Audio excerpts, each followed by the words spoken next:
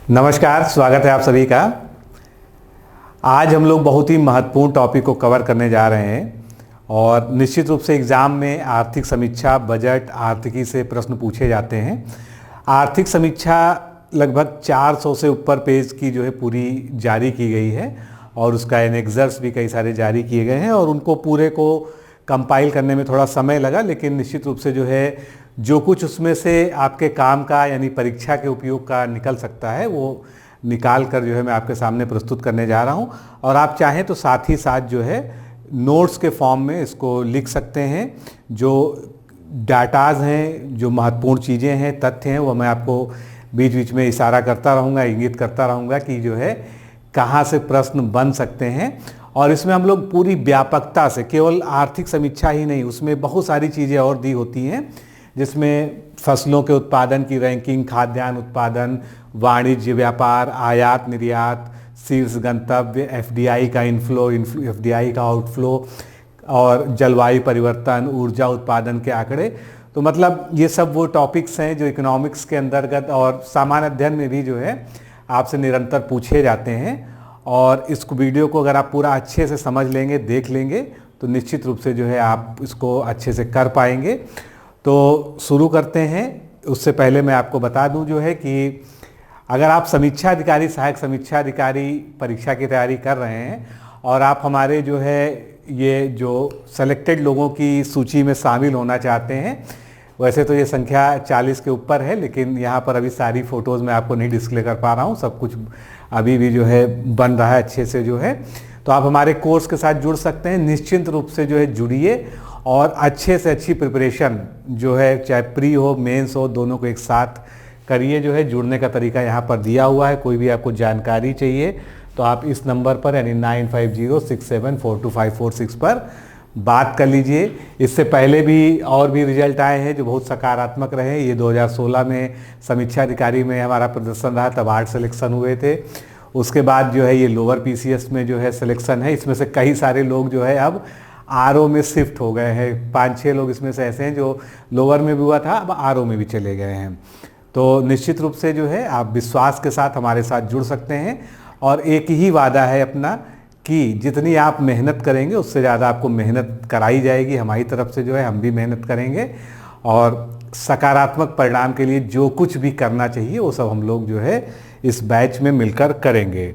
तो स्वागत है, आप आ सकते हैं। तो आज चलते हैं, अपनी टॉपिक की तरफ बढ़ते हैं।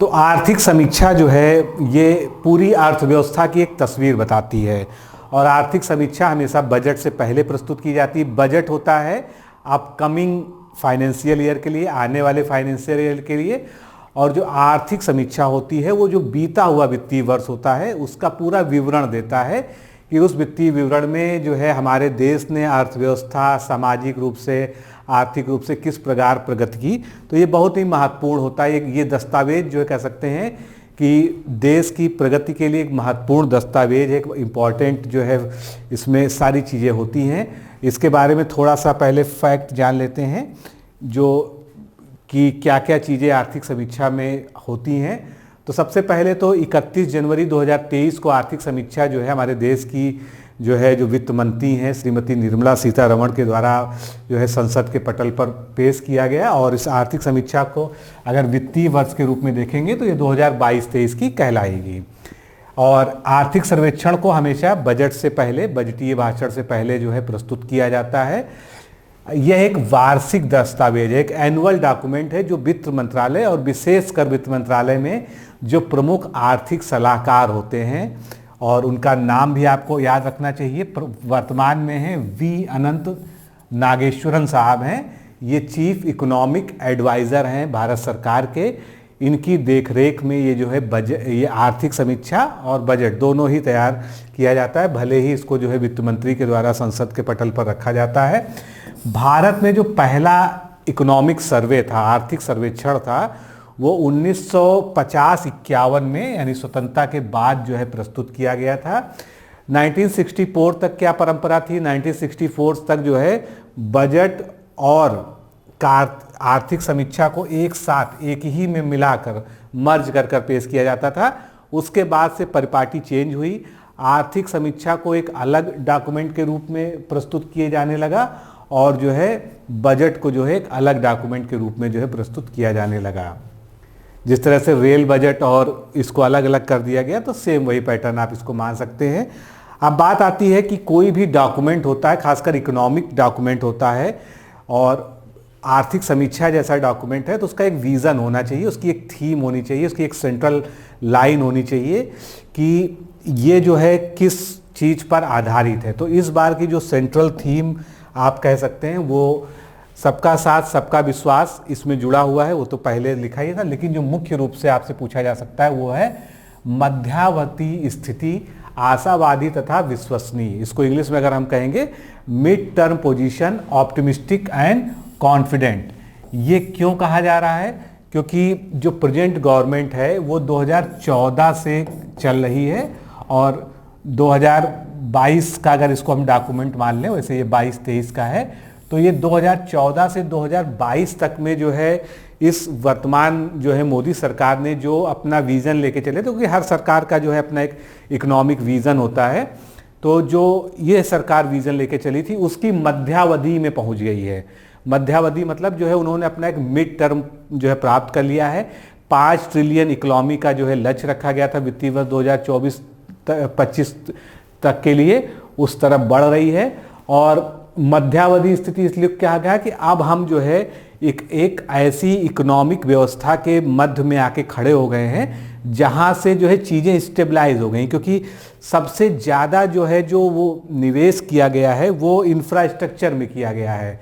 और कैपिटल जो सारा जो है ज़्यादातर जो है कैपिटल एक्सपेंडिचर है वो इंफ्रास्ट्रक्चर में निवेश किए जाने से क्या होता है कि देखने में तो शुरुआत में ये ग्रोथ बहुत अच्छी नहीं दिखती है आंकड़ों में, लेकिन जब एक बार जो है इंफ्रास्ट्रक्चर किसी देश का मजबूत हो जाता है, किसी अर्थव्यवस्था का मजबूत हो जाता है, तो समझ लीजिए कि आपने नींव को जो है कंक्रीट नींव बना दी है और उसके बाद जो है अब उस पर ढांचा तैयार होता जाएगा। कितने भी मंजिल आप चढ़ जाएंगे तो कोई समस्या जो है उसकी मजबूती में नहीं आएगी। तो एक तरह से मजबूत ढांचा जो है इसका बन चुका है और उसी लिए इसको कहा गया। और साथ में आशावादी दृष्टिकोण के साथ जो है चल रहा है जो अर्थव्यवस्था का विजन है, और विश्वसनीय है, कॉन्फिडेंट जो है अर्थव्यवस्था के रूप में आज भारत की जो है अर्थव्यवस्था की धाक है। हालांकि अभी कुछ समस्याएं रही 2020 में, कोरोना, फिर 2-3 जो है उसके लहरें आना, फिर उसके बाद जो है जैसे ही सब कुछ ठीक हो रहा था तो वर्ल्ड लेवल पर जो है क्राइसिस आ गई, यूक्रेन रूस संकट के रूप में, और यूरोप पूरी तरह से अस्थिरता हो गई। यूरोप के कारण जो है पूरे वर्ल्ड में जो है इकोनॉमिक अस्थिरता की स्थिति आ गई। उसकी वजह से सारी अर्थव्यवस्थाओं को जो है कहीं ना कहीं झटका लगा है। भारत भी इससे अछूता नहीं रहा है, लेकिन जो भारत के बेसिक्स हैं वो जो है मजबूत हैं। और इस जो आपको एक कोटेशन मैंने बताया जो है, जो थीम बताई, उसका जो है फार्मूला भी दिया गया है। वो फार्मूला यहाँ है, अभी इसको हम बड़ा करके भी देखेंगे। Ease of doing business, Bharat में ईज ऑफ डूइंग बिजनेस को बढ़ावा देना, प्लस ईज ऑफ लिविंग, और लोगों की जो है जीवन शैली को भी जो है सरल बनाना, जिससे जो है उनको ज़रूरत की सारी चीज़ें मुहैया हो सके। इसको बराबर किया गया है कुशल संसाधन आवंटन से। मतलब ये कैसे होगा कि सभी में कुशल साधनों का आवंटन हो और अर्थव्यवस्था और देश के लोगों के लिए उत्पादक क्षमता को बढ़ावा मिला। मैं थोड़ा सा डिटेल में इसलिए चल रहा हूँ कि देखिए ये जो आप देख रहे हैं ये केवल इसलिए नहीं है कि आपको इस पे ऑब्जेक्टिव क्वेश्चन सॉल्व करने हैं। एक तो थोड़ा सा अर्थव्यवस्था के बारे में आपका जो है इकोनॉमिक के बारे में थोड़ी सी समझ बन सके जो है, और दूसरा जो है अगर आप निबंध लिखते हैं, चाहे पीसीएस मेंस हो, आरओ मेंस हो, या किसी कहीं पर भी जो है, तो आपके मन में एक बैकग्राउंड जो है बैठ सके कि हम अगर अर्थव्यवस्था से संबंधित कोई लेख या निबंध लिखने जा रहे हैं तो उसके लिए हमारे पास जो है कुछ जो है बेसिक पॉइंट्स हों जो आप उसमें ला सकें। तो ये हो गया। अब इसको हम थोड़ा सा और एलेबोरेटेड जो है देखते हैं कि क्या ऐसा है इस थीम में जिसको जो है ज़्यादा हाईलाइट किया गया। देखिए फिर से यहाँ पर देखते हैं, ये जो ईज ऑफ डूइंग बिजनेस है प्लस ईज ऑफ लिविंग है, मतलब भारत में बिजनेस करने के लिए, व्यापार करने के लिए, चाहे वो विदेश से जो है हम बुला रहे हैं लोगों को, चाहे अपने ही देश के लिए, खासकर जैसे एमएसएमई सेक्टर है, उनको इतना ईज़ प्रोवाइड कराया जाए, कागजी कार्रवाई कम से कम हो, उनको आसानी से हर चीज़ की क्लियरेंस मिल सके, वो ज़्यादा से ज़्यादा भारत में निवेश आ सके। तो एक जो है विज़न ये है। दूसरा है ईज़ ऑफ लिविंग, लोगों की जो रहन सहन का स्तर है वो अच्छा हो सके। तो इन दोनों को कहाँ से हम कर सकते हैं? पहले तो सार्वजनिक वस्तुओं का निर्माण, ये इनपुट्स हैं, ये 4 इनपुट्स यहाँ दिए गए हैं। पहला है सार्वजनिक वस्तुओं का निर्माण, यानी पब्लिक सेक्टर को भी हमको मजबूत करना है। उसके बाद जो है कृषि की उत्पादकता बढ़ाना, जैसा कि जो है 2022 तक लक्ष्य भी रखा गया था इस गवर्नमेंट के द्वारा कि जो है क्या करना है, हमको ये करना है कि कृषि की आय को दुगना करना है। फिर शासन प्रणाली ऐसी हो जिसमें पारदर्शिता हो और लोगों का विश्वास हो, अविश्वास की स्थिति ना हो, और जहाँ पर पारदर्शिता होगी वहाँ पर शासन प्रणाली में विश्वास होगा। निजी क्षेत्र की भागीदारी को प्रॉपर रूप से बढ़ाना, ये नहीं कि जो है सारा जो है हम पब्लिक सेक्टर को ही देते जा रहे हैं, क्योंकि भारत की अर्थव्यवस्था जो है समावेशी है, मिश्रित अर्थव्यवस्था है। तो निजी क्षेत्र प्लस जो है हमारा सरकारी क्षेत्र, दोनों मिलकर जो है एक साथ काम करता है। तो ये हमारे इनपुट्स हो गए। अब इनके इनपुट्स में जो है आप नीचे देख रहे हैं, कुछ जो है यहाँ पर विशेष रूप से हाईलाइट किए गए हैं। भारतमाला परियोजना है, ई आधार KYC के लिए है, और प्रधानमंत्री जनधन योजना है। फिर उसके बाद UPI का जो है ज़्यादा से ज़्यादा मतलब डिजिटल पेमेंट को बढ़ावा दिया गया। गति शक्ति योजना है, GST लाई गई उसके लिए जो है। तो ये सब चीज़ें जो है मिलकर जो है हमारे इसको, और इससे क्या होगा, कुशल संसाधनों का आवंटन होगा। जब संसाधनों का कुशल आवंटन होगा तो अर्थव्यवस्था और देश के लोगों की उत्पादक क्षमता बढ़ेगी, लोगों की प्रोडक्टिविटी बढ़ेगी, और जब प्रोडक्टिविटी बढ़ेगी तो उसके लिए 2014 से 2022 में क्या जो है सरकार ने मंत्र रखा, नए भारत के लिए सुधार, सबका साथ सबका विश्वास। तो आपसे ये भी पूछा जा सकता है कि जो 2022 से 24 के लिए विजन दिया गया है, वो 2014 से 22 के लिए दिया गया है, वो क्या दिया गया है? तो मध्यावधि स्थिति आशावादी तथा विश्वसनीय, इसको मुझे लगता है कि आप समझ गए होंगे कि ये जो है इस बार क्यों हाईलाइट किया गया है। अब आर्थिक समीक्षा में बहुत गहराई से उतरने से पहले एक हमको ओवरव्यू देखना है हमारी अर्थव्यवस्था का। और अगर आप इस चार्ट को समझ लेंगे, इस डायग्राम को समझ लेंगे जो सरकार के द्वारा ही जो है ड्राफ्ट किया गया है, तो आप निश्चित रूप से जो है पूरी अर्थव्यवस्था की एक जो है पिक्चर आपके मन में बैठ जाएगी, और आप इस पे आधारित प्रश्नों को भी हल कर पाएंगे और इससे संबंधित जो है तथ्यों को लिख पाएंगे। तो सबसे पहले GDP की वृद्धि दर कहते हैं, क्योंकि किसी भी अर्थव्यवस्था को जो सीधे तौर पे अगर देखना हो, सीधे तौर पर उसकी प्रगति, उसके विकास को पता करना हो, तो GDP की वृद्धि दर जो है वो एक सबसे जो है डायरेक्ट मेजरमेंट या डायरेक्ट मापदंड माना जाता है। तो ये स्थिर मूल्यों पर प्रतिशत के रूप में दिया है। 2019-20 की बात करें तो ये 3.7 रही जो है। उसके बाद 20-21 पूरा लॉकडाउन, कोरोना और पूरी विश्व की अर्थव्यवस्था उसमें चौपट हुई, तो भारत भी उससे अछूता नहीं रहा। ये भारत की अर्थव्यवस्था ने गोता लगाया और ये जो है निगेटिव ग्रोथ हुई अर्थव्यवस्था की, -6.6%। फिर थोड़ा सा हम संभले, हम जो है 8.7 तक पहुँचे। उसके बाद जो है 2022-23 में जो अनुमान है हमारा वो 7 का लगाया गया, और उसके बाद जो है 2023-24 जिसके लिए बजट प्रस्तुत हुआ है, या जिसको हम कह लें कि हमारे सामने जो वित्तीय वर्ष आ रहा है, उसके लिए जो पूर्वानुमान है वो एक स्थिर संख्या नहीं है। यहाँ ध्यान रखिएगा, वो क्या अनुमान लगाया गया है, 6 से लेके 6.8 तक जो है भारत की विकास दर, या यूं कह लीजिए GDP की ग्रोथ रेट रह सकती है। तो ये महत्वपूर्ण पॉइंट है, ये आपसे पूछा जा सकता है। 22-23 में जो पहला अग्रिम अनुमान आया है वो 7 का आया है। अभी और भी इसको डिटेल में बात करेंगे। अब हम सेक्टर्स की बात करते हैं। तो सबसे पहले जो है कृषि की बात कर लें। कृषि हमारा वैसे भी जो है अर्थव्यवस्था का सेक्टर नंबर 1 है। कृषि में अगर हम देखेंगे तो कृषि में कभी भी निगेटिव ग्रोथ नहीं हुई, चाहे रूस यूक्रेन संकट रहा हो, चाहे कोरोना की 3 लहरें रही हो, चाहे विश्वव्यापी मंदी रही हो, कृषि को इसीलिए भारत की अर्थव्यवस्था की रीढ़ कहा जाता है कि इसमें निगेटिव ग्रोथ नहीं हुई।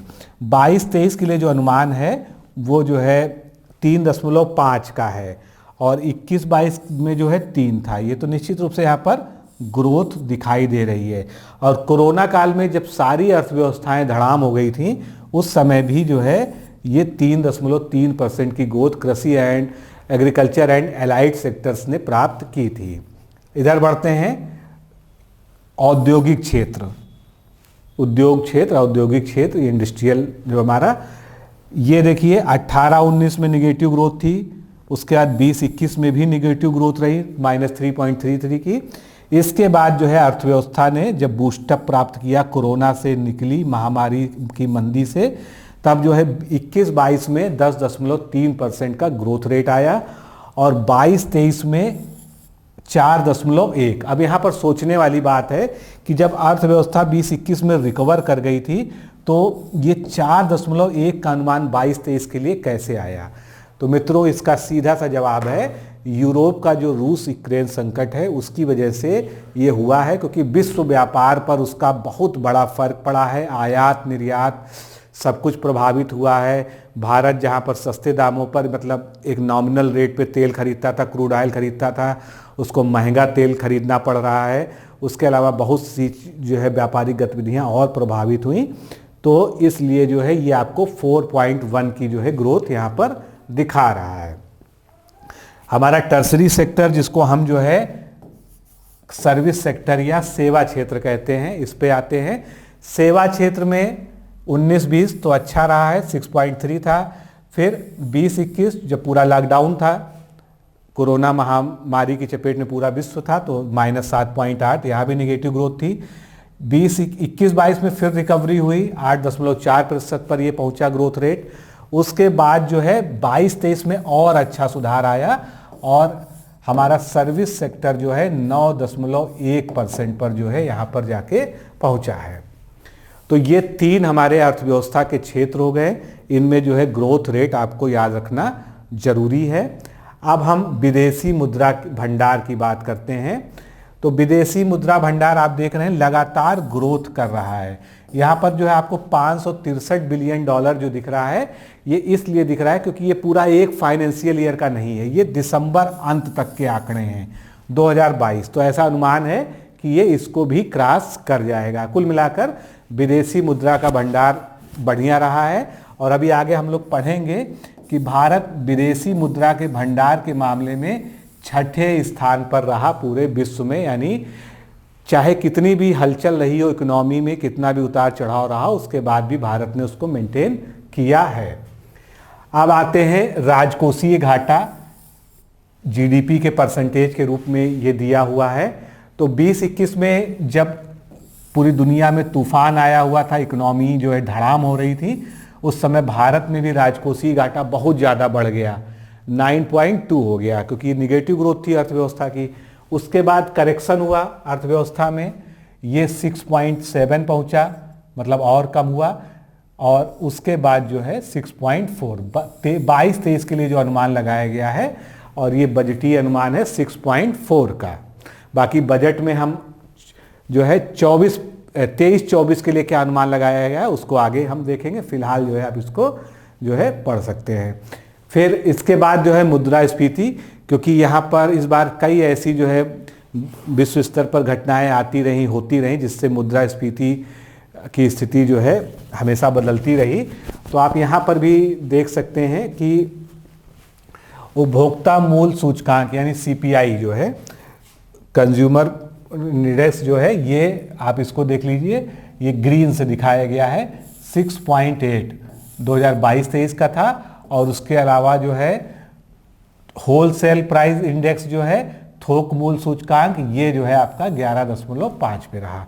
तो इन सब के क्या मायने हैं, अभी जब हम इनको अलग अलग जो है आगे टेकअप करेंगे तो बात करेंगे। तो ये जो है एक अर्थव्यवस्था की एक जो है एक विहंगम पिक्चर है, मतलब जैसे कहते हैं ना ड्रोन शॉट लिया हुआ है कि आपको यहाँ पर एक साथ जो है अर्थव्यवस्था की पिक्चर दिखाने का प्रयास किया गया है। और इसको स्पष्ट रूप से आप ये समझ सकते हैं कि कोरोना महामारी, उसके बाद जो है रूस यूक्रेन युद्ध, ऐसी स्थितियों के बीच भी जो है भारत जो है मजबूती से खड़ा हुआ है और बहुत ज़्यादा, जितनी ज़्यादा अर्थव्यवस्था गिरने की उम्मीद की गई थी, ऐसा कोई भी समस्या जो है नहीं आने पाई है।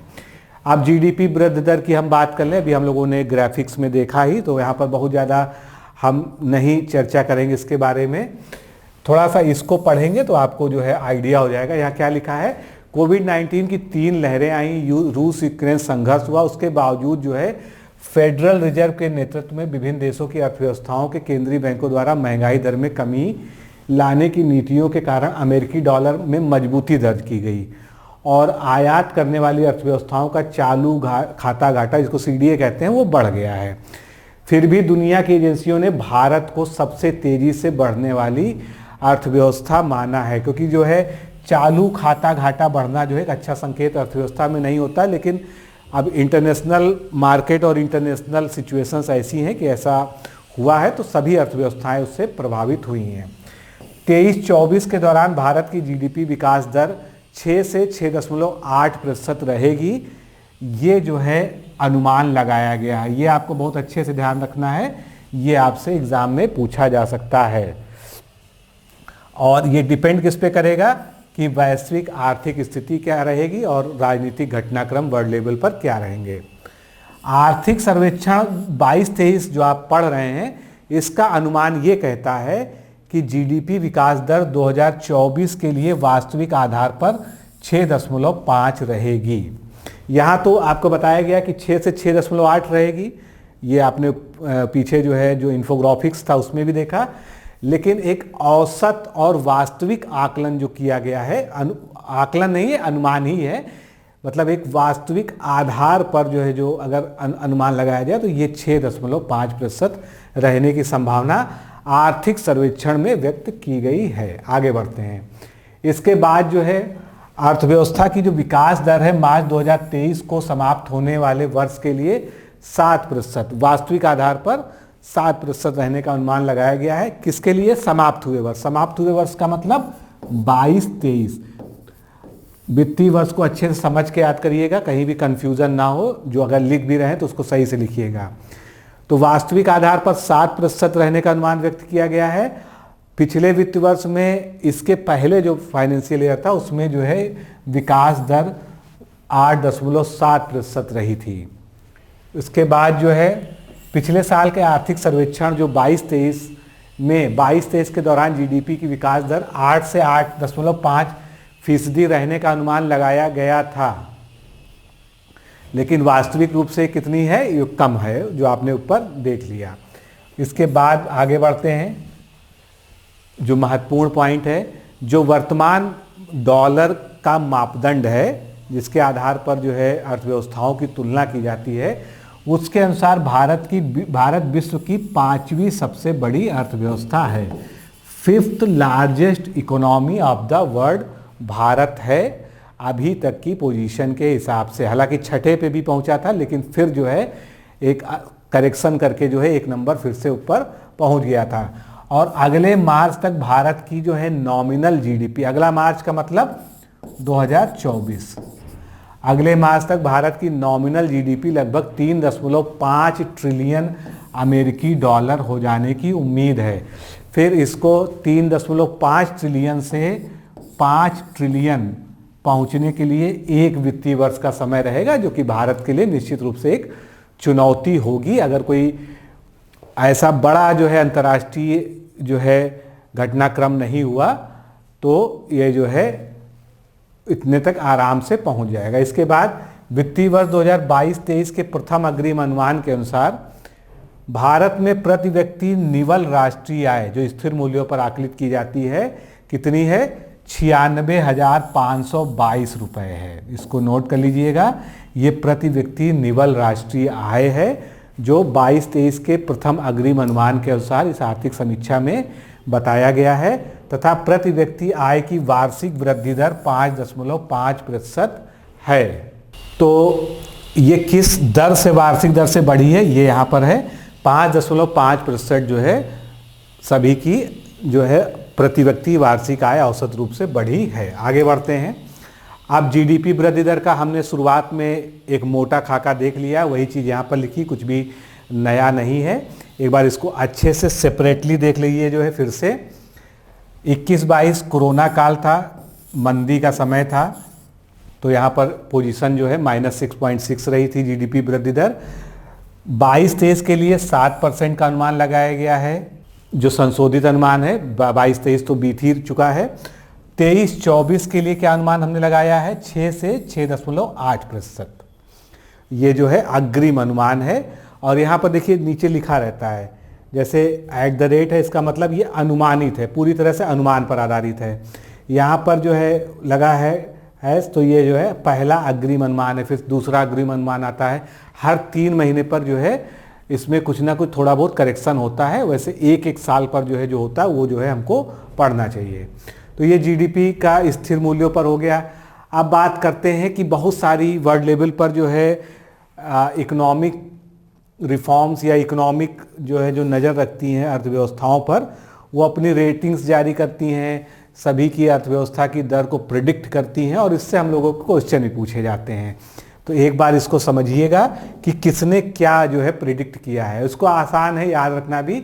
सबसे ज़्यादा प्रिडिक्शन दिया है 2023 के लिए विकास दर का अनुमान जो है वो S&P कंपनी है। ये एक अमेरिकन क्रेडिट रेटिंग एजेंसी है, जिसने कहा है कि भारत की विकास दर जो है 7.3% जो है 2023 में रहने की उम्मीद है। उसके बाद ADB यानी एशियन डेवलपमेंट बैंक, और ये देखिए 4 एजेंसियों ने 7% का अनुमान दिया। कौन कौन सी हैं? Asian development bank, Moody's, Finch और गोल्डमैन सैच। इन्होंने कहा है कि भारत की अर्थव्यवस्था 7% की दर यानी जीडीपी की वृद्धि दर जो है 7% रहेगी। इसके बाद जो है वर्ल्ड बैंक ने कहा है कि हमारी अर्थव्यवस्था जो है 6.9% की दर से जो है बढ़ेगी। तो वर्ल्ड बैंक भी हो गया। फिर आरबीआई और एसबीआई और IMF, ये तीनों महत्वपूर्ण हैं। इन्होंने हमारी अर्थव्यवस्था का अनुमान जो है 6.8% लगाया है, तीनों ने। उसके बाद सिटी ग्रुप्स जो है क्रेडिट रेटिंग एजेंसी है, उसने जो है 6.7% लगाया है। Organisation for Economic Cooperation and Development यानी OECD, इसके द्वारा जो है 6.6% का अनुमान लगाया गया है, जो सबसे कम वाला अनुमान है। और औसत विकास दर मतलब जो इसमें कहा गया है वो क्या है? 6.9% है। मतलब सारी एजेंसियों ने अपना अपना बताया, लेकिन लास्टली जो है जो औसत निकला वो 6.9% का औसत है। इसको हम ऐसे भी देखेंगे जो हमारे आर्थिक समीक्षा के डॉक्यूमेंट में दिया गया है। तो या वही चीज़ है जो अभी हमने बात की, यहाँ पर थोड़ा सा आपको और अच्छे से दिख रहा होगा बस कि S&P ने 7.3, फिर जो है देखिए 4 एजेंसीज हैं जिन्होंने 7% का अनुमान बताया। उसके बाद 6.9 बताया वर्ल्ड बैंक ने। उसके बाद RBI, SBI, IMF, इन्होंने 6.8% बताया। तीनों ने मिल जो है सेम दिया। उसके बाद सिटी ग्रुप्स हो गया, उसके बाद OECD आ गया जो है। तो वही बात है, यहाँ पर जो है बस उसका प्रेजेंटेशन जो है थोड़ा सा ग्राफिकल दिया गया है। अब आते हैं वैश्विक आर्थिक चुनौतियों के कारण सभी देशों के विकास में जो पूर्वानुमान लगाया गया था, क्योंकि रूस यूक्रेन संकट जो है बिल्कुल भी किसी ने सोचा नहीं था, उसके कारण जो है सभी का प्रभाव पड़ा है। तो 2022 और 23 के लिए जो है समृद्धि अनुमान जो था वो जो पहले जारी किए गए थे वो इधर दिए हैं। 2022 का ये है, 2023 का है। हमको पूरी दुनिया की अर्थव्यवस्था से नहीं मतलब है। एक जो है वर्ल्ड की भले देख लीजिए। वर्ल्ड में जो है 2022 में एवरेज ग्रोथ रेट 3.2 का प्रेडिक्ट किया गया था, 23 में 2.7 का। उसके बाद जो है सीधे हम आ जाते हैं भारत में। भारत में जो है समृद्धि दर का अनुमान जो है 6.8 का 2022 में लगाया गया था। उसका 2023 के लिए लगाया गया था 6.1% का। लेकिन जब ये आर्थिक संकट आया वर्ल्ड लेवल पे, उसके बाद जो है ये अनुमान फिर बदल दिए गए। जुलाई 2022 में जो है इसको कितना घटा दिया गया? 6.8 में से इतना घट जाएगा 0.06। और वहीं पर जो है जो 2023-24 के लिए अनुमान है 2023 वाला, उसमें कोई अंतर अभी जो है नहीं किया गया है। और इसका स्रोत क्या है? IMF के द्वारा जो है ये अनुमान जो है जारी किया गया है। आगे बढ़ते हैं। राजकोषीय घाटा हमने पहले भी देखा था। राजकोषीय घाटा जो है 22-23 के दौरान जो है 6.4% रहा, जो कि अर्थव्यवस्था में सुधार का संकेतक है, क्योंकि कहाँ पर जो है कोरोना काल में वो 9 के ऊपर जो है हमारा राजकोषीय घाटा बढ़ गया था, उसका धीरे धीरे जो करेक्शन होता आया हुआ है। और 22-23 का ये है, और पिछले वित्तीय वर्ष में ये 6.7 रहा, जो कि रिवाइज्ड एस्टिमेट है। पिछला वित्तीय वर्ष मतलब 21-22 की जो है बात की जा रही है। इसी प्रकार आर्थिक सर्वेक्षण के मुताबिक 2022 में GST करदाताओं की संख्या में भारी वृद्धि हुई है। 70 लाख से दोगुना होकर 1.4 करोड़ पहुंच गई है। तो थोड़ा सा ये भी एक रिमार्केबल पॉइंट है। कितना? पहले जो है 70 लाख थी, उससे जो है अब 1.4 यानी 1,40,00,000। तो इसको हम ये मान लेते हैं कि ये कितना हो गया है? 2 गुना हो गया है संख्या। इस प्रकार से इसमें 1.5 लाख करोड़ के औसत मासिक संग्रह के साथ वर्ष आधार पर 24.8% की वृद्धि हुई है। किसमें? औसत मासिक संग्रह में GST के। यानी GST को जो है अब ज़्यादा से ज़्यादा लोग एडॉप्ट कर रहे हैं और GST भर रहे हैं, इसलिए जो है GST जो है राजस्व कर का जो है प्रमुख स्रोत जो है बन के उभर रहा है। ये देखिए अभी जो हमने लिखा वही हम यहाँ पर फिर से देख लेते हैं। 19-20 में जो है राजकोषीय घाटा बहुत सही चल रहा था, 4.7 था। फिर 20-21 में कोरोना के आर्थिक संकट में बहुत बढ़ गया, फिर 21-22 में 6.7 हो गया, फिर 22-23 में जो अनुमान जो अभी जारी हुआ है वो 6.4% का है। तो मुख्य रूप से आपको इस पे फोकस करना है कि 22-23 में क्या रहा। जब बजट पढ़ेंगे तो 23-24 का पहले से जो प्रेडिक्ट किया गया है उसको हम आगे नोट करेंगे। विदेशी मुद्रा भंडार। विदेशी मुद्रा भंडार के मामले में भारत वैसे भी रिकॉर्ड स्तर पर चल रहा था, लेकिन थोड़ा सा जो है जो रूस यूक्रेन संकट आया उसकी वजह से चीज़ें बदली। तो भारत के पास मुद्रा बाजार में हस्तक्षेप करने के लिए पर्याप्त मात्रा में विदेशी मुद्रा भंडार अवेलेबल है। दिसंबर 2022 तक के अंत में विदेशी मुद्रा भंडार भारत का 562.72 बिलियन अमेरिकी डॉलर था। ये आंकड़ा जो है आपसे पूछा जा सकता है, जो महत्वपूर्ण है। निर्यात के 9.3 महीने के निर्यात को देखते हुए GDP के सापेक्ष बाह्य ऋण का अनुपात 2022 के अनुसार 19.2% के स्तर पर आरामदायक स्थिति में है। यानी जो हमारे देश पर जो बाह्य ऋण है उसको जब GDP के टर्म्स में अगर उसको व्यक्त करें प्रतिशत के रूप में, तो केवल जो है ये 9.3 महीने की बात बताई जा रही है, वो जो है 19.2% है, जो कि बहुत ही मतलब जिसको टफ नहीं कहेंगे, बहुत ज़्यादा नहीं है। एक इस तरह की अर्थव्यवस्था की स्थितियों में जो है एक बहुत ही सामान्य सी ये बात है। अप्रैल से दिसंबर 2022 में भारत का जो समग्र निर्यात है, यहाँ पर निर्यात केवल एक सेक्टर की बात नहीं हो रही, समग्र का मतलब इन टोटैलिटी में जो निर्यात है वो पिछले वर्ष की इसी अवधि के में डॉलर के रूप में 16% की पॉजिटिव ग्रोथ दर्ज की गई है। ये भी पॉइंट नोटेबल है कि 2021 के जो अप्रैल से दिसंबर की तुलना में अप्रैल से दिसंबर 2022 में जो समग्र निर्यात है उसको अगर हम डॉलर मूल्य के रूप में देखेंगे तो उसमें 16% की वृद्धि भारत ने दर्ज की है। इसके बाद जो मैंने शुरू में आपको बताया था कि नवंबर 2022 के अंत तक भारत विश्व में 6ठा सबसे बड़ा विदेशी मुद्रा भंडार वाला देश है। तो अभी तक तो फिलहाल यही पोजीशन है, फिर कोई नई रिपोर्ट आएगी तो ये अपडेट हो जाएगा। लेकिन कुल मिलाकर यहाँ पर जो निष्कर्ष है वो ये है कि विदेशी मुद्रा भंडार के मामले में भारत की पोजीशन ठीक रही है। वर्ल्ड लेवल पर 6ठा नंबर होना और 5वीं सबसे बड़ी इकोनॉमी होना अपने आप में एक अच्छी बात है। ये जो है विदेशी मुद्रा का भंडार है और यहाँ पर आप देख सकते हैं ये जो फिगर है 563 वाली, जैसे मैंने पहले भी कहा था, ये दिसंबर अंत तक की फिगर है और ये वाली जो सारी फिगर हैं ये सब फाइनेंशियल ईयर वाली हैं। तो हो सकता है आपको अभी ये लग रहा हो कि पिछले वर्ष से कम है, लेकिन ये आंकड़ा इसको पार कर जाएगा जब अगला जो है इसमें अपडेट जुड़ेगा। मुद्रास्फीति की बात हमने की ही। मुद्रास्फीति 2023 में जो है 6.8% का रहने का अनुमान लगाया गया है।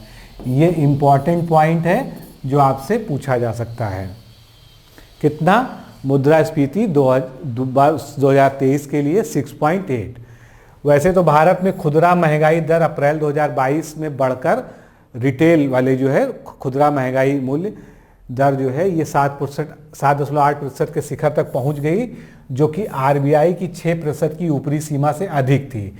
आरबीआई जो है एक सीमा बनाई है 6% की, और प्रयास ये रहता है कि खुदरा महंगाई दर जो है 6% से ऊपर ना जाने पाए। अगर जाता है तो उसके लिए जो है करेक्टिव मेजर्स जो है आरबीआई के द्वारा अपनाए जाते हैं। लेकिन भारत में लक्षित सीमा से बढ़ी हुई महंगाई इसके बावजूद पूरी दुनिया में न्यूनतम में से एक रही, क्योंकि ऐसा नहीं कि भारत में ही एकदम से महंगाई बढ़ी, क्योंकि जब आयात निर्यात जो है रुका यूरोप में संकट के कारण, तो सभी इकोनॉमीज उससे जो है प्रभावित हुई। अब ये आपके सामने फिर वही, इसको हमने जो है छोटे ग्राफिक्स में देखा था, यहाँ पर आप बड़े में देख सकते हैं।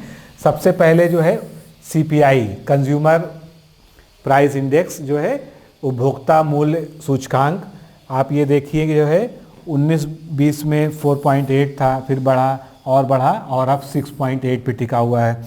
इसके बाद जो है थोक मूल्य सूचकांक जो है, यानी कि होलसेल प्राइस इंडेक्स जो है, कंज्यूमर होलसेल प्राइस इंडेक्स, ये 20-21 में 1.3 था, फिर ये 13 हो गया, बहुत ज़्यादा बढ़ गया, अब ये 11.5 पर है। तो मूल रूप से जो है हमको 6.8 को याद रखना है।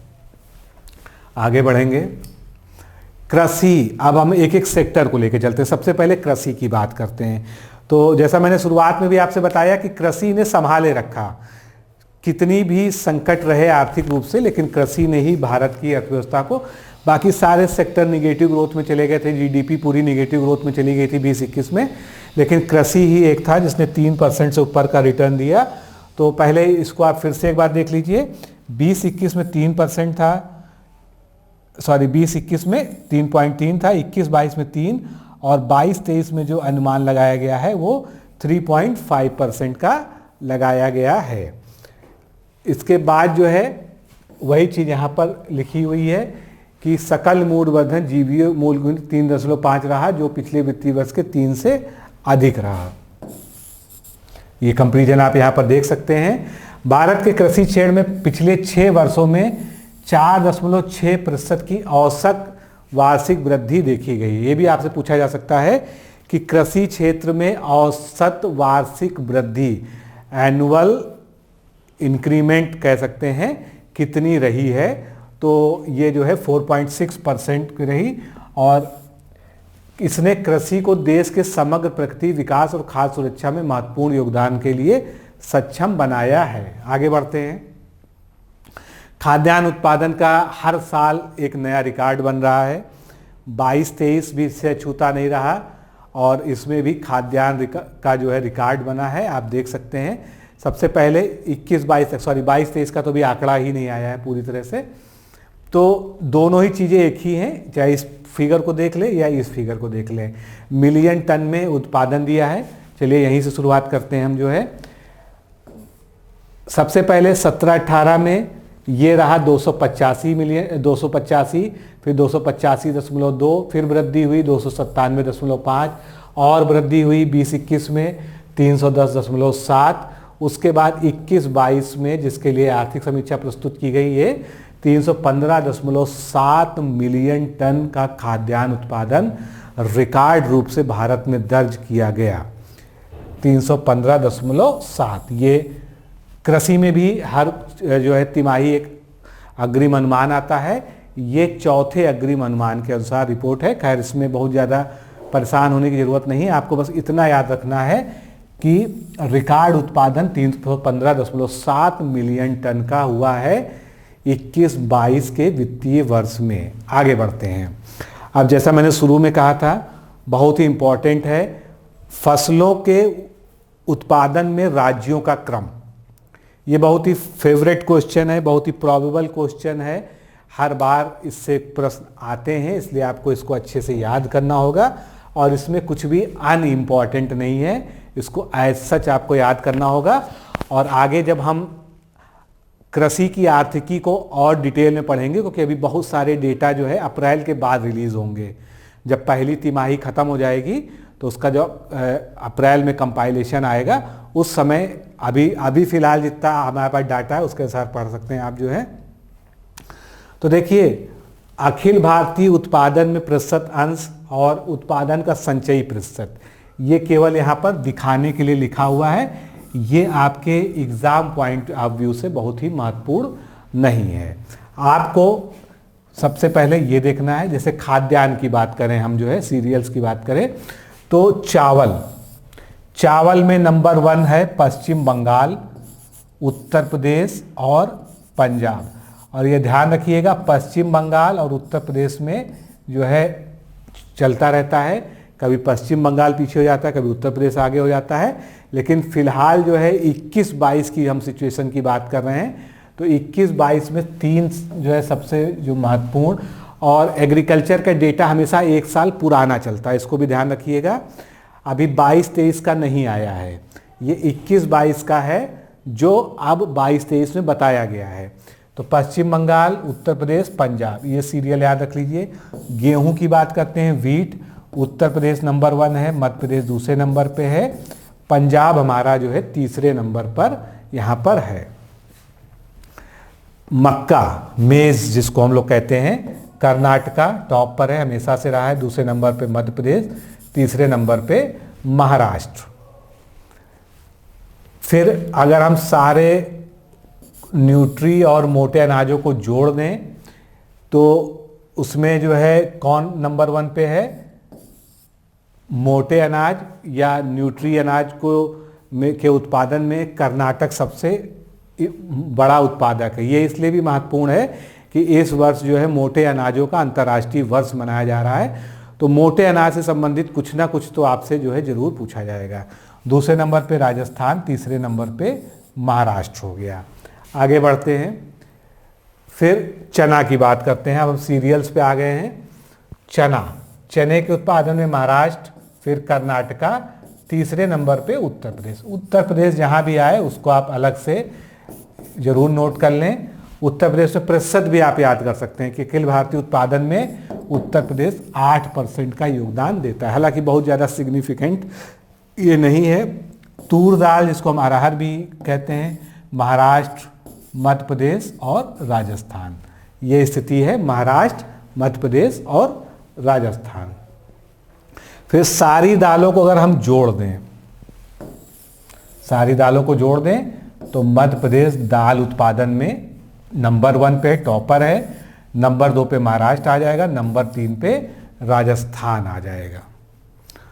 और इसके बाद जो है खाद्यान्न, सारे खाद्यान्न मतलब जितना भी हमने ऊपर पढ़ा है सारे सीरियल्स को जोड़ दें तो उत्तर प्रदेश टॉपर है। अब उत्तर प्रदेश पूरे देश के खाद्यान्न में कितना योगदान करता है? 17.77%। उसके बाद मध्य प्रदेश, उसके बाद पंजाब।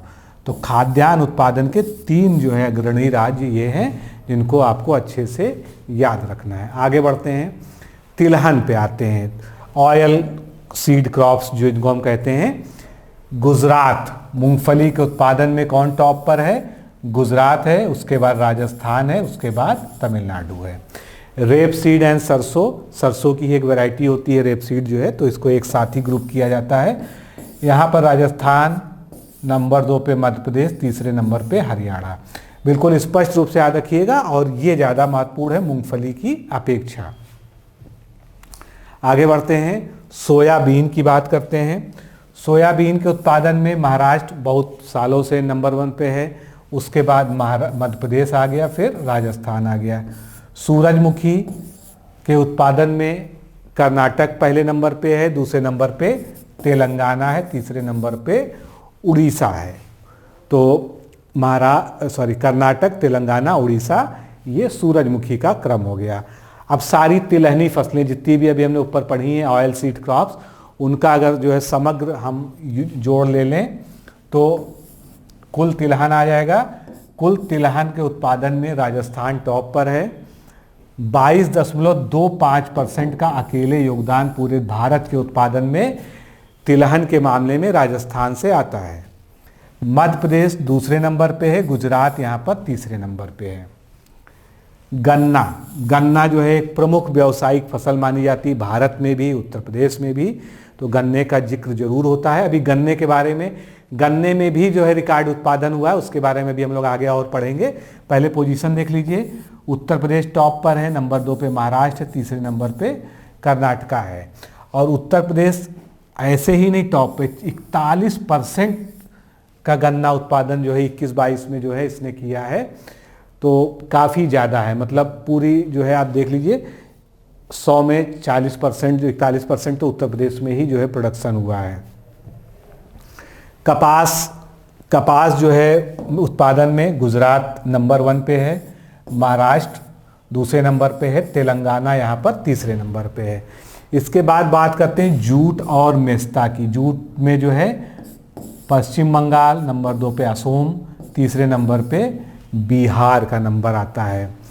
तो कपास पूछा भी जा चुका है, महत्वपूर्ण भी है, इसको ध्यान रखिएगा। रिकॉर्ड गन्ना उत्पादन जो मैंने आपसे बात कही थी, वैसे तो उत्तर प्रदेश टॉप पे है ही है, लेकिन इस बार गन्ना उत्पादन में कई सारे रिकॉर्ड बने। सर्वाधिक गन्ना उत्पादन का, फिर एथेनॉल, उससे प्रोडक्शन, फिर उससे चीनी का उत्पादन। तो यहाँ पर थोड़ा सा आंकड़ों में देखेंगे, जो खाद्य एवं सार्वजनिक वितरण मंत्रालय की रिपोर्ट है उसके अनुसार जो है, जो बुआई सीजन है 21-22 का, उसके दौरान देश में रिकॉर्ड 5000 लाख टन गन्ने का उत्पादन का अनुमान लगाया गया है। और इसमें से करीब 36 लाख मीट्रिक टन चीनी का प्रयोग एथेनॉल के उत्पादन के लिए किया गया है और 359 लाख मीट्रिक टन चीनी बनाई गई है। मंत्रालय के अनुसार वर्ष 2021-22 में भारत के चीनी उद्योग हर तरीके से रिकॉर्ड स्तर पर रहा है। क्या? एक तो रिकॉर्ड गन्ना उत्पादन हुआ है, दूसरा रिकॉर्ड चीनी उत्पादन हुआ है, तीसरा रिकॉर्ड चीनी निर्यात किया है भारत ने, रिकॉर्ड गन्ने का भुगतान किया गया है और इसके साथ ही साथ जो है एथेनॉल उत्पादन का भी रिकॉर्ड बनाया गया है। एथेनॉल पर क्यों जोर दिया जा रहा है? क्योंकि अब पेट्रोल में एथेनॉल मिलाने की परमिशन भी मिल गई है, कई राज्यों में इसकी शुरुआत की जा चुकी है। ये पॉइंट भी महत्वपूर्ण है। भारत अब दुनिया का सबसे बड़ा उत्पादक उपभोक्ता है। किस मामले में? चीनी के मामले में। तो दुनिया का सबसे बड़ा उत्पादक है, उपभोक्ता है और साथ ही ब्राजील के बाद चीनी का दूसरा सबसे बड़ा निर्यातक भी है। आगे बढ़ेंगे। अगला जो है हमारा सेक्टर था कृषि के बाद औद्योगिक क्षेत्र, जिसको हम लोग उद्योग या इंडस्ट्रियल कहते हैं। तो यहाँ पर स्पष्ट रूप से आप देख सकते हैं 22-23 में बहुत भारी गिरावट आई है। हालांकि ये आंकड़े केवल दिसंबर तक के हैं, फिर भी 10.3% से गिरकर ये 4.1% हो गया, जिसका मुख्य कारण था यूरोप में अशांति के कारण वैश्विक बाजार प्रभावित होना। आगे बढ़ेंगे। उद्योग अब निरंतर रिकवरी की ओर है, तो उसके लिए जो है क्या क्या किया गया है।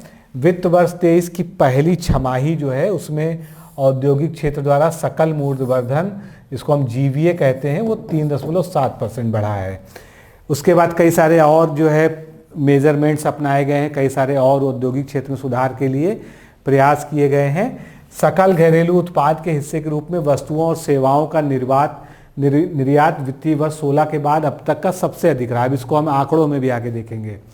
पीएमआई निर्माण विस्तार क्षेत्र रहा, स्वास्थ्य औद्योगिक उत्पादन सूचकांक से विभिन्न क्षेत्रों में निवेश प्राप्ति की उम्मीद बढ़ी है। जनवरी 2022 से एमएसएमई क्षेत्र के लिए ऋण में 30% तक की वृद्धि की गई है। तो इन सब उपायों से क्या होगा? औद्योगिक क्षेत्र बढ़ेगा, क्योंकि अगर एमएसएमई क्षेत्र को आसानी से ऋण उपलब्ध हो जाए तो ये औद्योगिक क्षेत्र की ऋण बन जाएगा। वित्त वर्ष 22 में इलेक्ट्रॉनिक्स निर्यात में लगभग 3 गुना वृद्धि हुई है। ये ध्यान रखिएगा, इलेक्ट्रॉनिक निर्यात में कितनी वृद्धि हुई है? 3 गुना वृद्धि हुई है। और फार्मा उद्योग में एफडीआई प्रवाह में 4 गुना वृद्धि हुई है। फार्मा उद्योग में जो एफडीआई है, फॉरेन डायरेक्ट इन्वेस्टमेंट है, प्रत्यक्ष विदेशी निवेश है, वो 4 गुना बढ़ गया। भारत जो है अब फार्मा इंडस्ट्री का एक बड़ा हब बन के जो है विश्व के मानचित्र पर उभरा है। इसके अलावा जो है विनिर्माण क्षमता में वृद्धि के लिए पीएलआई योजनाएं लाई गई, जिससे 3 लाख रोजगार का सृजन हुआ। 100 से अधिक एमएसएमई लाभार्थी हैं। वित्त वर्ष 22 में 47,500 करोड़ रुपए का निवेश आया है। मेक इन इंडिया 2.0 है, इसमें 24 उपक्षेत्रों को कवर किया गया है। अभी एक नॉर्मली आपको मैं दिखाऊंगा कि मेक इन इंडिया 2.0 जो फेज़ है उसमें कौन से 24 सब सेक्टर्स हैं, कौन कौन से उसमें आते हैं। फिर ईज़ ऑफ डूइंग बिजनेस में वृद्धि कैसे हुई, उसके लिए जो है 7,496 सुधारों का क्रियान्वयन किया गया है। मतलब अगर किसी को इंडस्ट्री लगानी है भारत में तो पहले बहुत सारी बाधाएं थी, ये वाली एनओसी, वो वाली एनओसी, इसमें इतना दिन लगेगा, उसमें इतना दिन लगेगा। उसको सुधार का मतलब वही है कि बहुत तेज़ी से जो है सिंगल विंडो सिस्टम के माध्यम से चीज़ें होने लगी। 39,000 अनुपालन, जो अभी मैं बात कर रहा था ना कि बहुत सारा पता चला, पर्यावरण से अलग अनुमति लेने हैं, शिक्षा विभाग से अलग अनुमति लेनी है, कृषि विभाग से अलग अनुमति लेनी है, तो वो सब जो है इस तरह के 39,000 औपचारिकताओं को कम कर दिया गया है। और 3500 से अधिक प्रावधानों को अपराध की श्रेणी से बाहर कर दिया गया है। पहले कुछ चीज़ें ऐसी थी जिनको अपराध के रूप में परिभाषित किया गया था, बाद में उसको जो है अब वहाँ से हटा दिया गया है। अब हम बात करते हैं सेवा क्षेत्र, जो हमारा टर्सरी सेक्टर अर्थव्यवस्था का कहलाता है और जो सबसे मजबूत सेक्टर जो है इन टर्म्स ऑफ जो है इकोनॉमिक ग्रोथ दिखता है, वो सेवा क्षेत्र है। तो पहले बात करते हैं 22-23 में। 22-23 में सेवा क्षेत्र का जो है जो जीवीए है, ग्रॉस वैल्यू एडेड, सकल मूल्य वर्धन है, मूलभूत कीमतों पर 9.1% रहा है, जो कि पिछले वित्त वर्ष के 8.4% से अधिक है। मैंने आपको ग्राफ दिखाया था, फिर से आप यहाँ देख लीजिए, यहाँ पर भी है, थोड़ा सा रिमाइंड हो जाएगा। ये देखिए 21-22 में 8.4 से बढ़कर जो है ये 22-23 में 9.1% हो गया है। और ये जो है कोरोना काल में निगेटिव ग्रोथ में चला गया था, और उससे पहले जो है 19-20 में ये 6.3 है। तो अगर कोरोना काल को हटा दिया जाए तो सेवा क्षेत्र जो है हमेशा अच्छी जो है उत्तरोत्तर वृद्धि कर रहा है। 22 में जो है विश्व सेवा व्यापार ने भारत ने अपनी महारत को बनाए रखा है। भारत का सेवा निर्यात, अब यहाँ पर थोड़े से कुछ महत्वपूर्ण बिंदु हैं, इसमें क्या क्वेश्चन पूछा जा सकता है इसको यहाँ समझने का प्रयास कीजिएगा कि भारत का सेवा निर्यात जो है सर्विस सेक्टर का जो एक्सपोर्ट है वो 2022 में 254.5 बिलियन अमेरिकी डॉलर रहा, जिसमें वित्त वर्ष 2021 की तुलना में कितने प्रतिशत वृद्धि की। तो हो सकता है आपसे ये ना पूछा जाए, एब्सोल्यूट फिगर ना पूछा जाए, लेकिन आपसे ये पूछा जा सकता है कि 21-22 की तुलना में 22-23 में सर्विस सेक्टर की जो है निर्यात में कितने प्रतिशत की वृद्धि दर्ज की गई। तो 23.5% की वृद्धि दर्ज हुई, और अप्रैल से सितंबर 2022 में पिछले वर्ष की इसी अवधि की तुलना में 32.7% की बढ़ोतरी दर्ज हुई है। तो ये हो गया। इसके बाद जो है अप्रैल से दिसंबर 2022 के दौरान वस्तुओं और सेवाओं, अब यहाँ पर 2 चीज़ें जुड़ गई, वस्तु भी जुड़ गई, कमोडिटी और सेवा दोनों आ गए। इनका संयुक्त मूल्य जो रहा निर्यात में, व्यापार में, वो 568.6 बिलियन अमेरिकी डॉलर रहा, जो अप्रैल से दिसंबर 2021 की तुलना में 16% की वृद्धि को दर्ज, यानी जो है जो वर्ल्ड ट्रेड है, विश्व व्यापार है भारत का, वो इन सारी विषम परिस्थितियों के बाद भी जो है अच्छी तरह से और मजबूत स्थिति में बढ़ता रहा है। ये हमने देख ही लिया जो है सर्विस सेक्टर की ग्रोथ। अब जो है क्या क्या मेजरमेंट्स और स्रोत जो है अपनाए गए इसके लिए। जुलाई 2022 से पीएमआई सेवाओं को महत्वपूर्ण विस्तार दिया गया। जुलाई 22 से सेवा क्षेत्र में क्रेडिट ग्रोथ में 16% की अधिक वृद्धि हुई। वित्तीय सेवाओं को परिवर्तित करने के लिए 75 डिजिटल बैंकिंग इकाइयों की घोषणा की गई।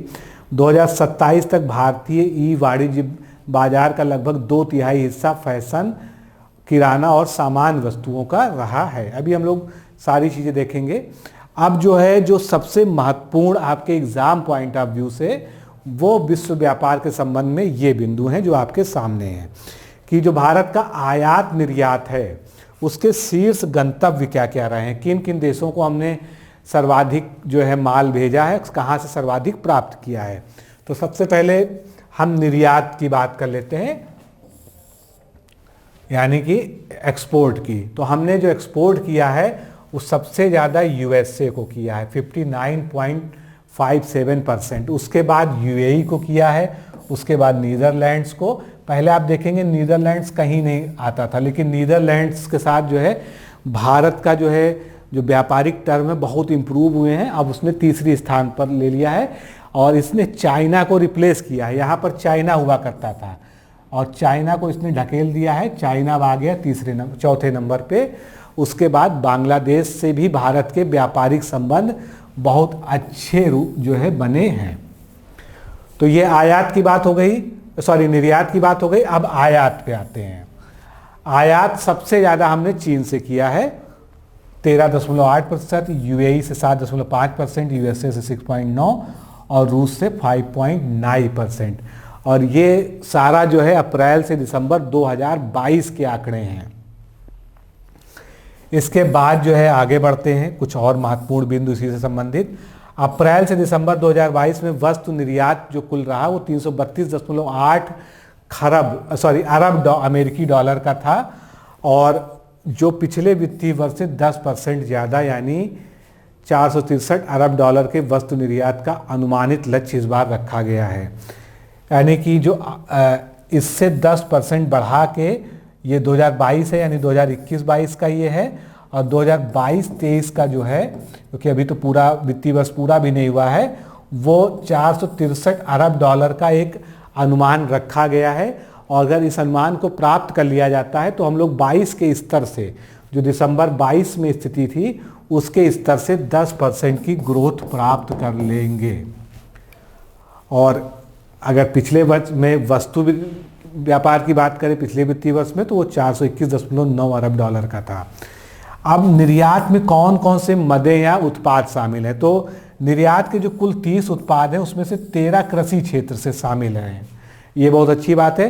कृषि क्षेत्र का निर्यात भी अब बहुत तेजी से सामने आया है। तो इन निर्यात के 30 उत्पादों में 13 कृषि के हैं। उसमें सबसे बड़ी बात जो आपसे पूछी जा सकती है वो है चावल के बारे में।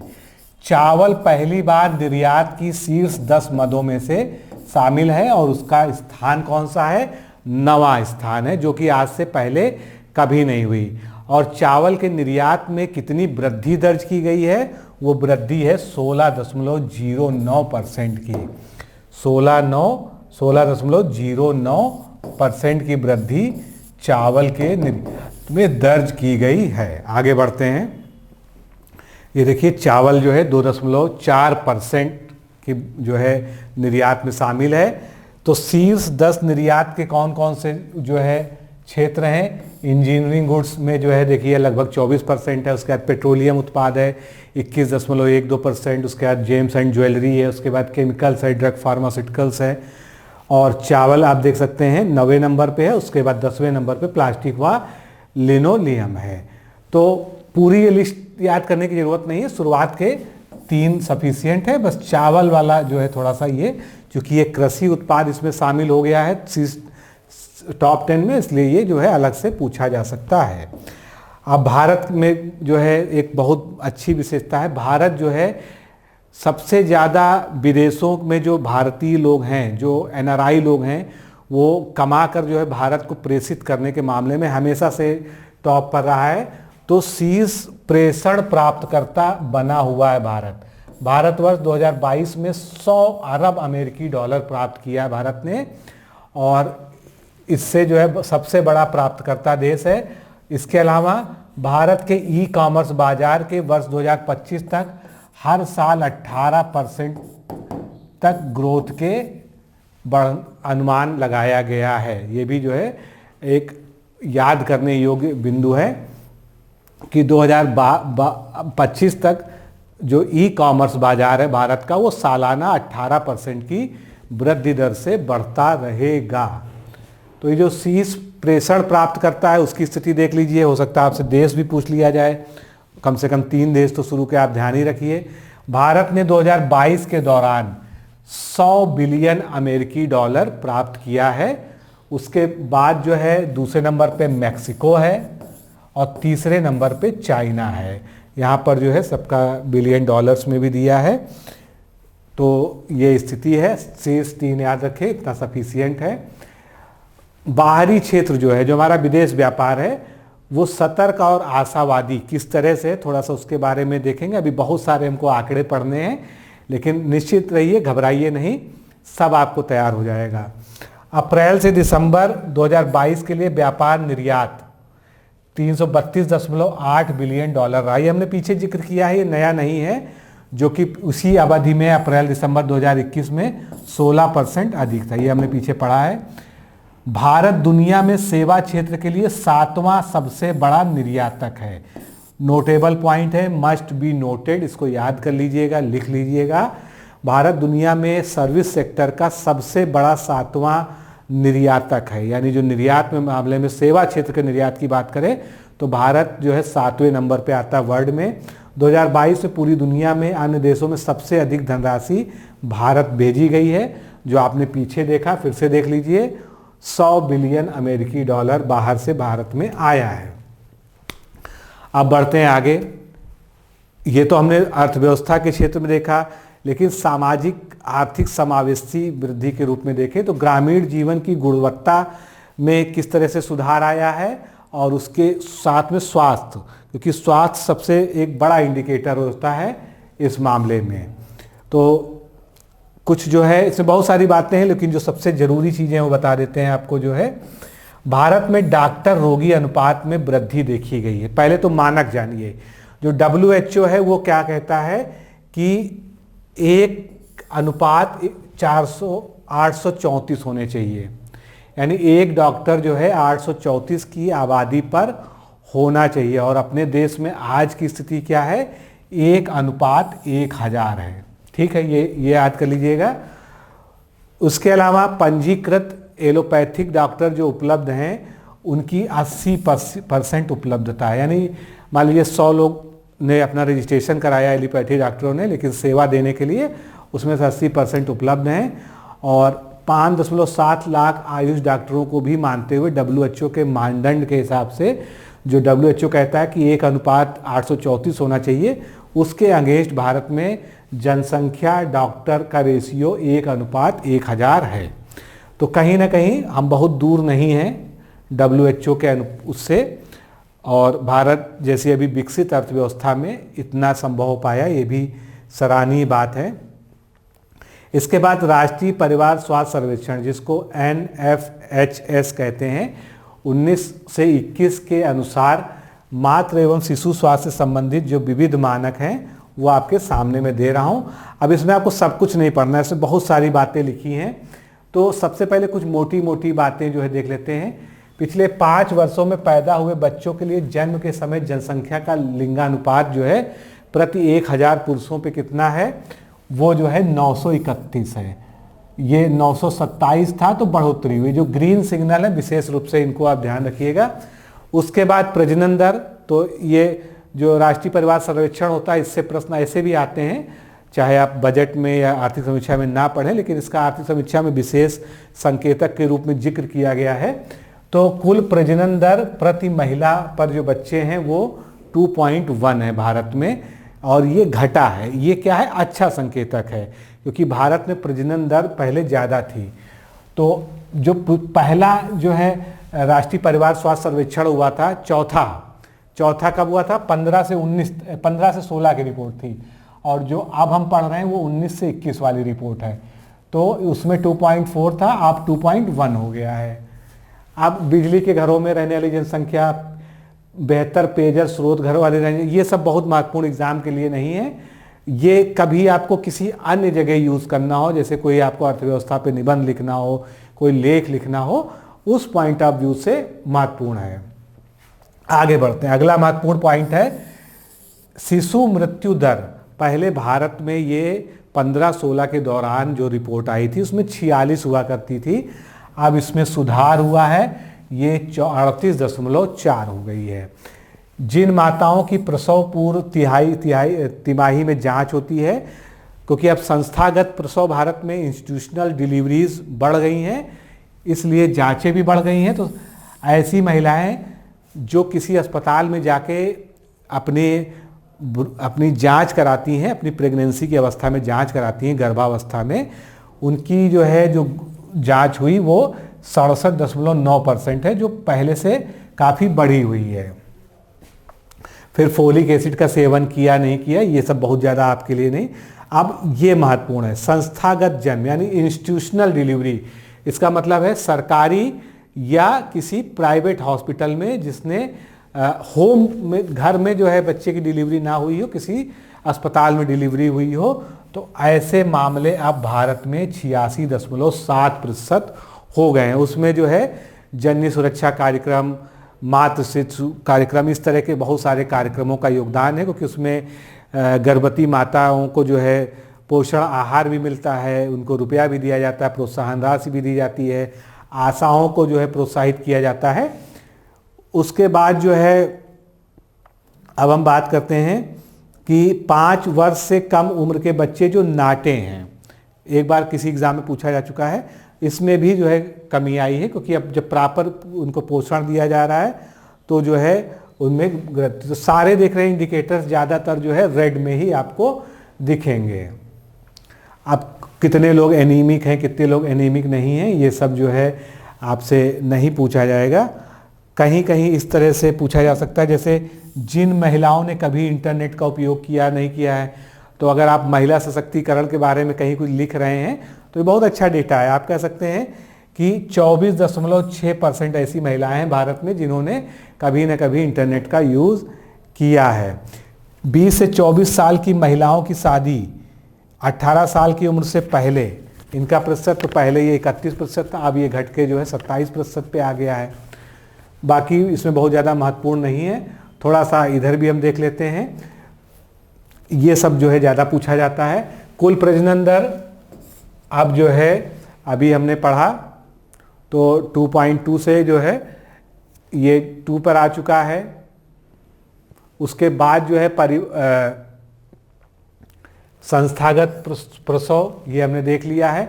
नवजात मृत्यु दर, नियोनेटल जो है मॉर्टिलिटी रेट, जिस ये घटकर अब 24.9 हो गई है। शिशु मृत्यु दर जो है प्रति 1000 जीवित बच्चों पर 35.2% है। 5 वर्ष से कम आयु के बच्चों की मृत्यु दर प्रत्येक 1000 जीवित बच्चों पर 41.9% है। तो ये सब जो है उसी का डाटा का समराइज्ड फॉर्म में यहाँ पर दिया हुआ है। और ये 14, 16, 18 और 20 सभी के जो आंकड़े हैं उनके अनुसार जो है आप देख सकते हैं। लेकिन बहुत ज़्यादा जो है जो हमने पीछे डिस्कस कर लिया है वो पर्याप्त है। इतना जो है आगे बढ़ते हैं। मनरेगा एक फ्लैगशिप स्कीम है जिसके माध्यम से जो है एक तो ग्रामीण स्वराज का सपना पूरा हो रहा है, ऊपर से जो है सभी को उन्हीं के घर के आसपास रोजगार मिल रहा है। और सुनिश्चित रोजगार गारंटी योजना है एक तरह की ये जो है। तो राष्ट्रीय ग्रामीण महात्मा गांधी राष्ट्रीय ग्रामीण रोजगार गारंटी अधिनियम मनरेगा के तहत कुल 5.6 करोड़ परिवारों ने रोजगार प्राप्त किया। और योजना के तहत 6 जनवरी 2023 कुल 225.8 करोड़ व्यक्ति दिवस मतलब एक व्यक्ति का एक दिन का जो मतलब रोजगार दिया गया उसको एक व्यक्ति दिवस कहते हैं। तो इस तरह से जोड़ के ये 225.8 करोड़ व्यक्ति दिवस रोजगार सृजित किया गया। इसके अतिरिक्त प्रति परिवार औसत प्रति व्यक्ति कार्य दिवस वित्तीय वर्ष 22-23 में 43.7% का सृजन हुआ, जिसमें महिलाओं की भागीदारी 56.3% रही। तो आप देख रहे हैं महिलाएं जो है, महिलाओं की भागीदारी जो है प्रति व्यक्ति कार्य दिवस में ज़्यादा है पुरुषों से, 56.3% है। बाकी वही चीज़ें यहाँ पर लिखी हैं, आप उसको देख सकते हैं। बहुत ज़्यादा जो है यहाँ पर उस पर जोर डालने की आवश्यकता नहीं है। अब हम आते हैं जल जीवन मिशन। तो सभी के घरों में स्वच्छ पेयजल नल के माध्यम से पहुंचाने के लिए, इसको हर घर जल, हर घर जल, हर घर नल मिशन भी कहते हैं। तो ये योजना 2019 अगस्त में प्रारंभ हुई थी और तब भारत में 18.9 करोड़ ग्रामीण परिवारों में से केवल और केवल 3.2 करोड़ अर्थात 17% लोगों परिवारों तक जो है शुद्ध पेयजल नल के माध्यम से प्राप्त होता था। अब क्या स्थिति है? अब स्थिति यह है कि अगर 18 जनवरी 2023 तक की बात करें तो 19.4 करोड़ ग्रामीण परिवारों में से 11 करोड़, कितने? 11 करोड़ परिवारों को उनके घर में नल से स्वच्छ पेयजल प्रदान करने की व्यवस्था की जा चुकी है। और इसमें उल्लेखनीय बिंदु अगला है कि 4 राज्य ऐसे हैं जहां पर 100% जो है आच्छादन जल जीवन मिशन का हो चुका है, यानी वहां पर कोई भी ऐसा घर नहीं है जहां पर नल से जल प्राप्त ना हो रहा हो। वो राज्य कौन से हैं? गोवा, गुजरात, तेलंगाना और हरियाणा। इसके अलावा 3 केंद्र शासित प्रदेश हैं। कौन से? अंडमान निकोबार द्वीप समूह, दादर नागर हवेली, दमन द्वीप और पुडुचेरी। इनको क्या कहा गया? हर घर जल राज्य या केंद्र शासित प्रदेश इनको घोषित कर दिया गया है। यहाँ पर 100% घरों में नल से जल की आपूर्ति की जा रही है। जब स्वच्छ पेयजल पहुंचेगा तो जल जनित बीमारियां जो वाटर कंटामिनेशन की वजह से होती हैं उनमें निश्चित रूप से कमी आएगी। तो उसका भी एक डेटा आपके सामने है जो आर्थिक समीक्षा में हाईलाइट किया गया है कि जल जनित रोगों के मामले 2019 में जो 1.8 करोड़ थे, इससे घटकर मात्र जो है 59 लाख ही रह गए हैं। तो इसमें अभूतपूर्व सुधार हुआ है। अब हम कुछ फुटकर बिंदुओं पर जो है, क्योंकि बहुत बड़ा डॉक्यूमेंट है और सब कुछ पढ़ना जरूरी भी नहीं है, तो थोड़ा बहुत जो है जो आपके नॉलेज पार्ट ऑफ व्यू पे आपको पता होना चाहिए, दूसरा जो है जो एग्जाम पॉइंट ऑफ व्यू से पता होना चाहिए, दोनों को थोड़ा थोड़ा हम जो है यहाँ पर लेते हुए चलेंगे। तो सामाजिक क्षेत्र के व्यय की बात करते हैं सोशल सेक्टर पे। इसमें केंद्र और राज्य सरकार का अगर एक साथ हम व्यय मिला लें तो वित्त वर्ष 16 में 9.1 लाख करोड़ रुपए था सामाजिक क्षेत्र का व्यय, जो कि बजट अनुमान 2023 में 21.3 लाख करोड़ रुपए हो गया। यानी सामाजिक क्षेत्र में बजट लगभग 2 गुना वृद्धि हो चुकी है। आगे बढ़ते हैं। स्वास्थ्य क्षेत्र पर केंद्र और राज्य सरकारों का अनुमानित व्यय बढ़कर 2023 में जीडीपी का 2.1% और वित्त वर्ष 2022 में, इससे पिछले वित्तीय वर्ष में यानी 21-22 वाले में 2022% हो गया है, जबकि 21 में ये जो है 1.6% था। तो मूल रूप से 2023 का जो बजट अनुमान है, बीई का मतलब बजट एस्टिमेट, बजटीय अनुमान, वो क्या है कि स्वास्थ्य क्षेत्र पर जो व्यय है वो जीडीपी का 2.1% है। ये जो है आपको याद रखना चाहिए। कोविड टीके की निरंतर डोज दी ही जा रही है। अब तक 220 करोड़ डोज दी जा चुकी है। 4 जनवरी 2023 तक आयुष्मान भारत योजना के अंतर्गत 22 करोड़ लोग लाभान्वित हो चुके हैं और देश भर में 1.54 लाख से अधिक स्वास्थ्य एवं कल्याण केंद्र स्थापित किए गए हैं। वित्तीय वर्ष 2022 के केंद्रीय बजट में प्रधानमंत्री, यानी पिछला जो बजट था 22-23 वाला, उसमें प्रधानमंत्री उज्ज्वला योजना 2.0 का लक्ष्य निर्धारित किया गया था। कितना? कि जितना भी पहले फेज में यानी उज्ज्वला 1.0 में जो 1 करोड़ का लक्ष्य था, उससे आगे बढ़ते हुए 1 करोड़ और ऐड कर दिया गया। तो अतिरिक्त 1 करोड़ एलपीजी कनेक्शन जारी करने का प्रावधान किया गया था, जिसके अंतर्गत 24 नवंबर 2022 तक 1.6 करोड़ कनेक्शन जारी किए जा चुके हैं। आगे बढ़ते हैं। आर्थिक समीक्षा में कुछ और चीजें हाईलाइट की गई हैं, खासकर जो है पर्यावरण से जुड़े मुद्दे। तो कार्बन उत्सर्जन के लिए जो है जो कई सम्मेलनों में, अंतर्राष्ट्रीय सम्मेलनों में, खासकर जैसे पेरिस जलवायु सम्मेलन और इन सब में जो किया गया है अनुबंध, उसके अनुसार जो है बहुआयामी गरीबी सूचकांक पर यूएनडीपी की रिपोर्ट 2022 के निष्कर्षों पर प्रकाश डाला गया, जिसमें कहा गया है कि भारत में 41.5 करोड़ लोग, पहले गरीबी वाला देख लें, सॉरी नीचे वाला पॉइंट पहले पिकअप हो गया था। तो सबसे पहले ये जो UNDP की रिपोर्ट आती है 2022 की, उसमें कहा गया था कि भारत में 41.5 करोड़ लोग 2005-06 और वर्ष 2019 के बीच गरीबी से उबर गए हैं।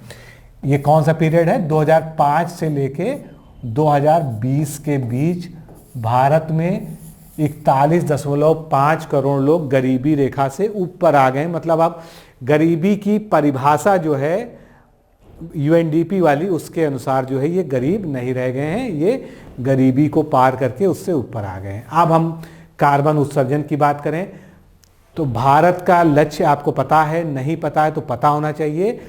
2070 तक भारत ने संकल्प लिया है कि हमको कार्बन न्यूट्रल बनना है, यानी 0 CO2 उत्सर्जन भारत करेगा।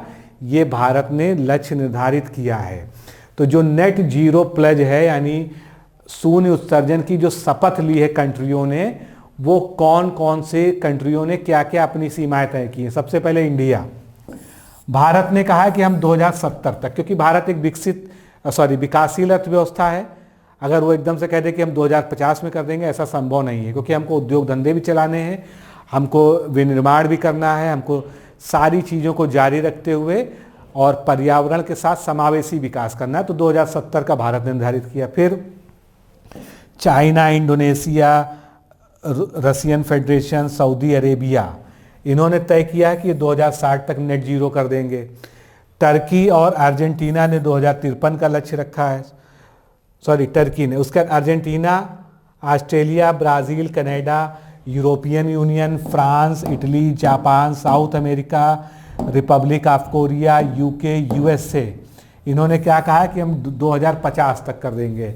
और जर्मनी ने कहा है कि हम 2045 तक नेट जीरो का जो हमारा संकल्प है उसको पूरा कर लेंगे।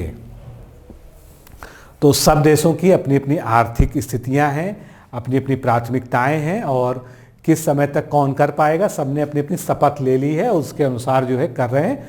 तो भारत का जरूर याद रखिए, बाकी कंट्रीज़ का आप याद रखें ना रखें, कोई बहुत ज़्यादा ज़रूरी नहीं है।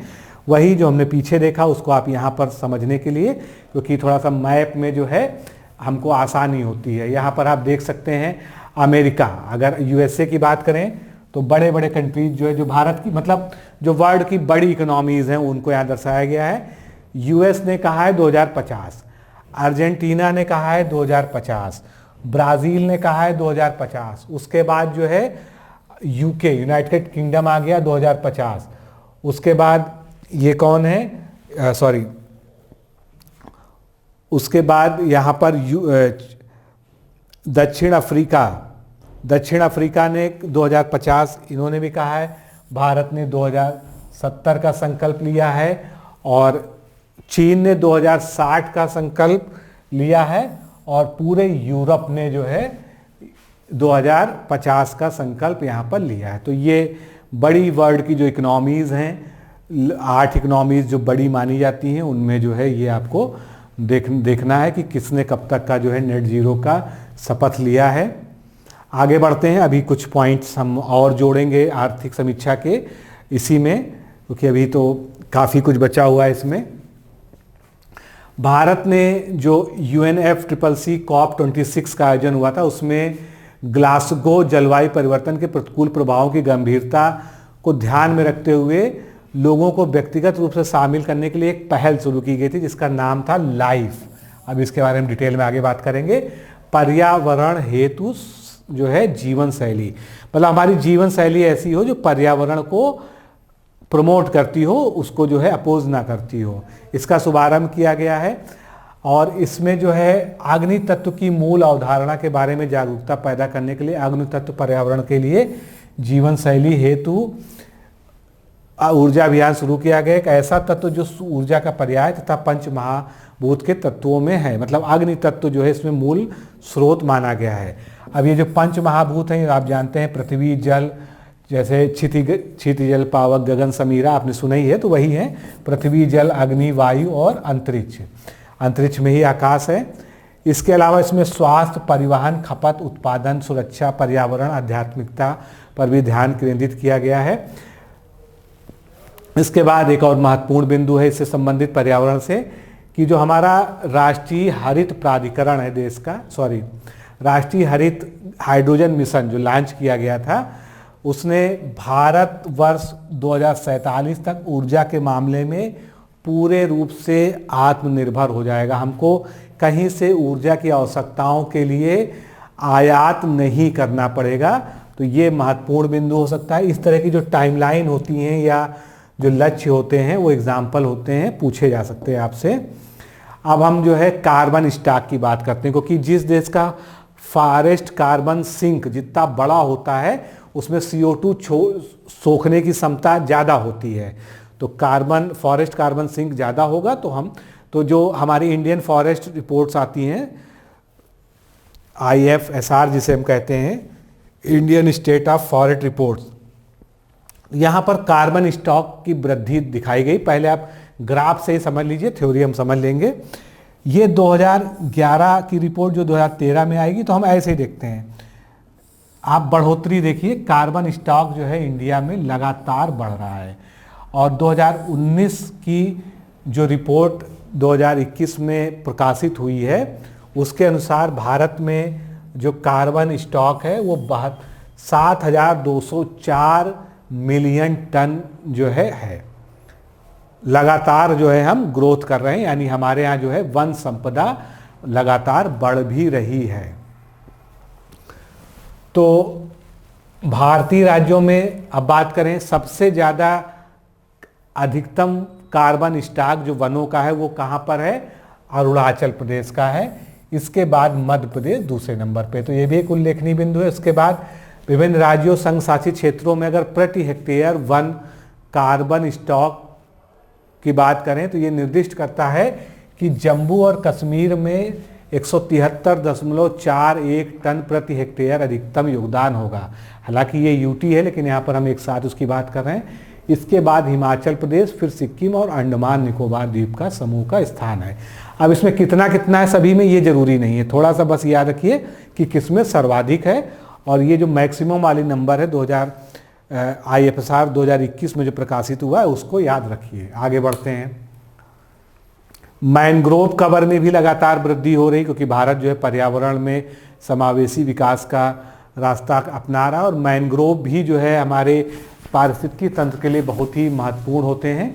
तो जो अभी लेटेस्ट वन स्थिति रिपोर्ट 2021 में आई थी, उसके अनुसार जो है 2013 की तुलना में 2021 में देश के मैंग्रोव कवर में 364 स्क्वायर किलोमीटर की वृद्धि दर्ज की गई है। ये एक इम्पॉर्टेंट पॉइंट है जो आप याद कर सकते हैं। बाकी ये जो ग्राफ मैं दिखा रहा हूँ ये समझने के लिए, आपको याद वाद नहीं करना है, आप केवल अंतिम फिगर पे ध्यान दे सकते हैं। 2021 में जो मैंग्रोव कवर है वो 4,992 किलोमीटर का है। आप देख रहे हैं लगातार बढ़ रहा है। हालांकि यहाँ पर थोड़ा सा जो स्लाइड ड्रॉप डाउन आप देख सकते हैं, उसके बाद ये लगातार जो इसमें वृद्धि दर्ज की जा रही है। आगे बढ़ते हैं और कुछ प्रमुख इस जो है बातों को ले लेते हैं इसमें जो है। तो वित्त वर्ष 2022 में PLI स्कीम्स आप सुनते रहते होंगे, प्रोडक्ट लिंक्ड इंसेंटिव, इन योजनाओं के तहत 47,500 करोड़ रुपए का निवेश किया गया। और ये पूरे वर्ष के लिए जो निर्धारित निवेश लक्ष्य था उसका 106%, यानी हमने 100% PLI योजनाओं में निवेश का जो लक्ष्य रखा था वो प्राप्त तो किया, उससे ज़्यादा ही किया। भारत का जो ई-कॉमर्स बाजार है, ये भी हमने पीछे पॉइंट कवर कर लिया है। वैसे 2025 तक हर साल 18% की ग्रोथ रेट से बढ़ेगा, ऐसा अनुमान व्यक्त किया गया है। वित्त वर्ष 12 और 23 के दौरान कुल पूंजीगत व्यय औसतन 13.3% की दर से बढ़ा है। ये औसत आप याद रख लीजिएगा। अब थोड़ा सा पूंजीगत व्यय की बात करें। किसी भी अर्थव्यवस्था में पूंजीगत व्यय जो होता है बहुत ही महत्वपूर्ण माना जाता है। अगर पूंजीगत व्यय एक सिस्टमैटिक तरीके से बढ़ाया जा रहा है, यानी कि हम इंफ्रास्ट्रक्चर में ज़्यादा निवेश कर रहे हैं, तो हम अर्थव्यवस्था की एक मजबूत नींव खड़ी करते हैं, जिससे हमारी इकोनॉमी में लगातार ग्रोथ होती है। तो ये जो पूंजीगत व्यय है ये स्टेट और और सेंटर दोनों का जोड़ है। आप 2012 से देखेंगे तो ये लगातार जो है बढ़ोतरी हो रही है यहाँ पर, और 2023 जो है जो वित्तीय वर्ष है, जो बजट एस्टीमेट है वो आपके सामने है। तो केवल आपको ये पॉइंट महत्वपूर्ण रूप से याद रखना है। और पूंजीगत व्यय लगातार बढ़ रहा है। किस दर से बढ़ रहा है? 13.3% की औसत वृद्धि के हिसाब से बढ़ रहा है। इसके बाद अगर जीडीपी के टर्म्स में जो है हम पूंजीगत व्यय यानी कैपिटल एक्सपेंडिचर, जो लोग हिंदी में ना समझ पा रहे हो, कैपिटल एक्सपेंडिचर की जो ग्रोथ है जीडीपी के टर्म्स में, वो आप यहाँ पर देख सकते हैं। ये भी लगातार वृद्धि की ओर ही है और ये 3.5 के अराउंड नीचे है। इसको आप 3.4 मान सकते हैं यहाँ पर जो है। तो ये लगातार जो है बढ़ रहा है। और ये जो दिखाया गया है, ये इधर रुपीज़ इन लाख करोड़ लिखाया गया, उधर परसेंटेज। तो परसेंटेज जो है ज़्यादा महत्वपूर्ण होता है। और कुल मिला के बस आपको ये याद होना चाहिए, ये दिमाग में खाका होना चाहिए कि निरंतर जो है बढ़ रहा है। अब आगे बात करते हैं, एफडीआई की बात करते हैं, फॉरेन डायरेक्ट इन्वेस्टमेंट, प्रत्यक्ष विदेशी निवेश। तो भारत की सकल एफडीआई वित्त वर्ष 2005 से 2022 के दौरान, यहाँ पर देखिए आंकड़े दिए, 2005 से 2022 का फाइनेंशियल ईयर तक दिया हुआ है। इसमें पहले तो 2.2% की ग्रोथ रेट थी एवरेज। उसके बाद जो है 16 से, अगर आप देखेंगे, फाइनेंशियल ईयर 15 से, ये है फाइनेंशियल ईयर, तो फाइनेंशियल ईयर 15 से फाइनेंशियल ईयर 22 के बीच जो है इसमें 2.6% की वृद्धि दर्ज की गई एक औसत रूप में। और 2022 में 84.8 बिलियन अमेरिकी डॉलर का उच्चतम वार्षिक सकल, ये शकल लिख गया, ये सकल है, सकल जिसको आप ग्रॉस कहते हैं, सकल एफडीआई प्रवाह दर्ज किया गया। यानी एफडीआई भी जो है अपने उच्चतम स्तर पे है। तो इसको जो बताने का या आर्थिक समीक्षा में प्रस्तुत करने का उद्देश्य रहा होगा वो ये दिखाने का है कि कितने भी उतार चढ़ाव रहे इधर 2-3 सालों में, लेकिन भारत निवेश के लिए एक पसंदीदा गंतव्य बना रहा पूरे विश्व में। आगे बढ़ते हैं, कुछ और पॉइंट्स को लेंगे हम जो है, यूपीआई आधारित लेन देन, क्योंकि इस सरकार ने 2014 से जब से आई है तो डिजिटल इंडिया का जो नारा दिया था उसमें अब डिजिटल बैंकिंग, यूपीआई पेमेंट और अब तो जो है डिजिटल जो है रुपया भी आ रहा है। तो वर्ष 19 से 2022 के बीच यूपीआई आधारित लेन देन मूल्य 121% और मात्रा के रूप में 115% के संदर्भ में बढ़े हैं। मूल्य का मतलब कि इतने रुपए के आधार पर आकलन किया गया है कि 121% का यूपीआई पेमेंट बढ़ा है और मात्रा के आधार पर ये 115% हो गया। इससे अंतर्राष्ट्रीय स्तर पर अपनाए जाने का मार्ग भी प्रशस्त हुआ है। फिर अगला देखते हैं, ये यहाँ पर दिया हुआ है, अभी आगे एक्सप्लेन करते हैं। स्वास्थ्य क्षेत्र में सरकार द्वारा उठाए गए अनेक कदमों की वजह से कुल स्वास्थ्य व्यय के प्रतिशत के रूप में व्यक्ति की जेब से होने वाला खर्च वित्त वर्ष 14 के 64.2% से घटकर वित्त वर्ष 2019 में 48.2% रह गया। अब इसके क्या मायने हैं? पहले जो व्यक्ति था उसको इलाज के लिए स्वयं ज़्यादा पैसे व्यक्त करने पड़ते थे। क्यों? क्योंकि तब जो है सरकारी सेक्टर में स्वास्थ्य सुविधाएं उतनी सुदृढ़ नहीं थीं। ज़्यादातर प्राइवेट सेक्टर में, खासकर छोटी मोटे इलाज तो लोग सरकारी में करा लेते थे। अब कोई ऑपरेशन कराना है, कैंसर का इलाज कराना है या कोई और इलाज कराना है भारी भरकम, तो सरकारी सेक्टर में जो है फ्री में नहीं हो पाता था या कम सम में नहीं हो पाता था। अब जो है जो स्वास्थ्य में इन्वेस्टमेंट हुआ है, सुविधाएं बढ़ाई गई हैं, आयुष्मान भारत जैसी योजनाएं लाई गई हैं, तो ये स्पष्ट हो गया है कि व्यक्ति की जेब से जो खर्च हो रहा था वो जो है अब 48.2% रह गया है। इसके बाद एक और अच्छा संकेतक है, 2022 में शहरी बेरोजगारी दर 5 वर्षों के निम्नतर स्तर पर आ गई है। कितनी आ गई है? 7.2%। ये दिखाई दे रहा है।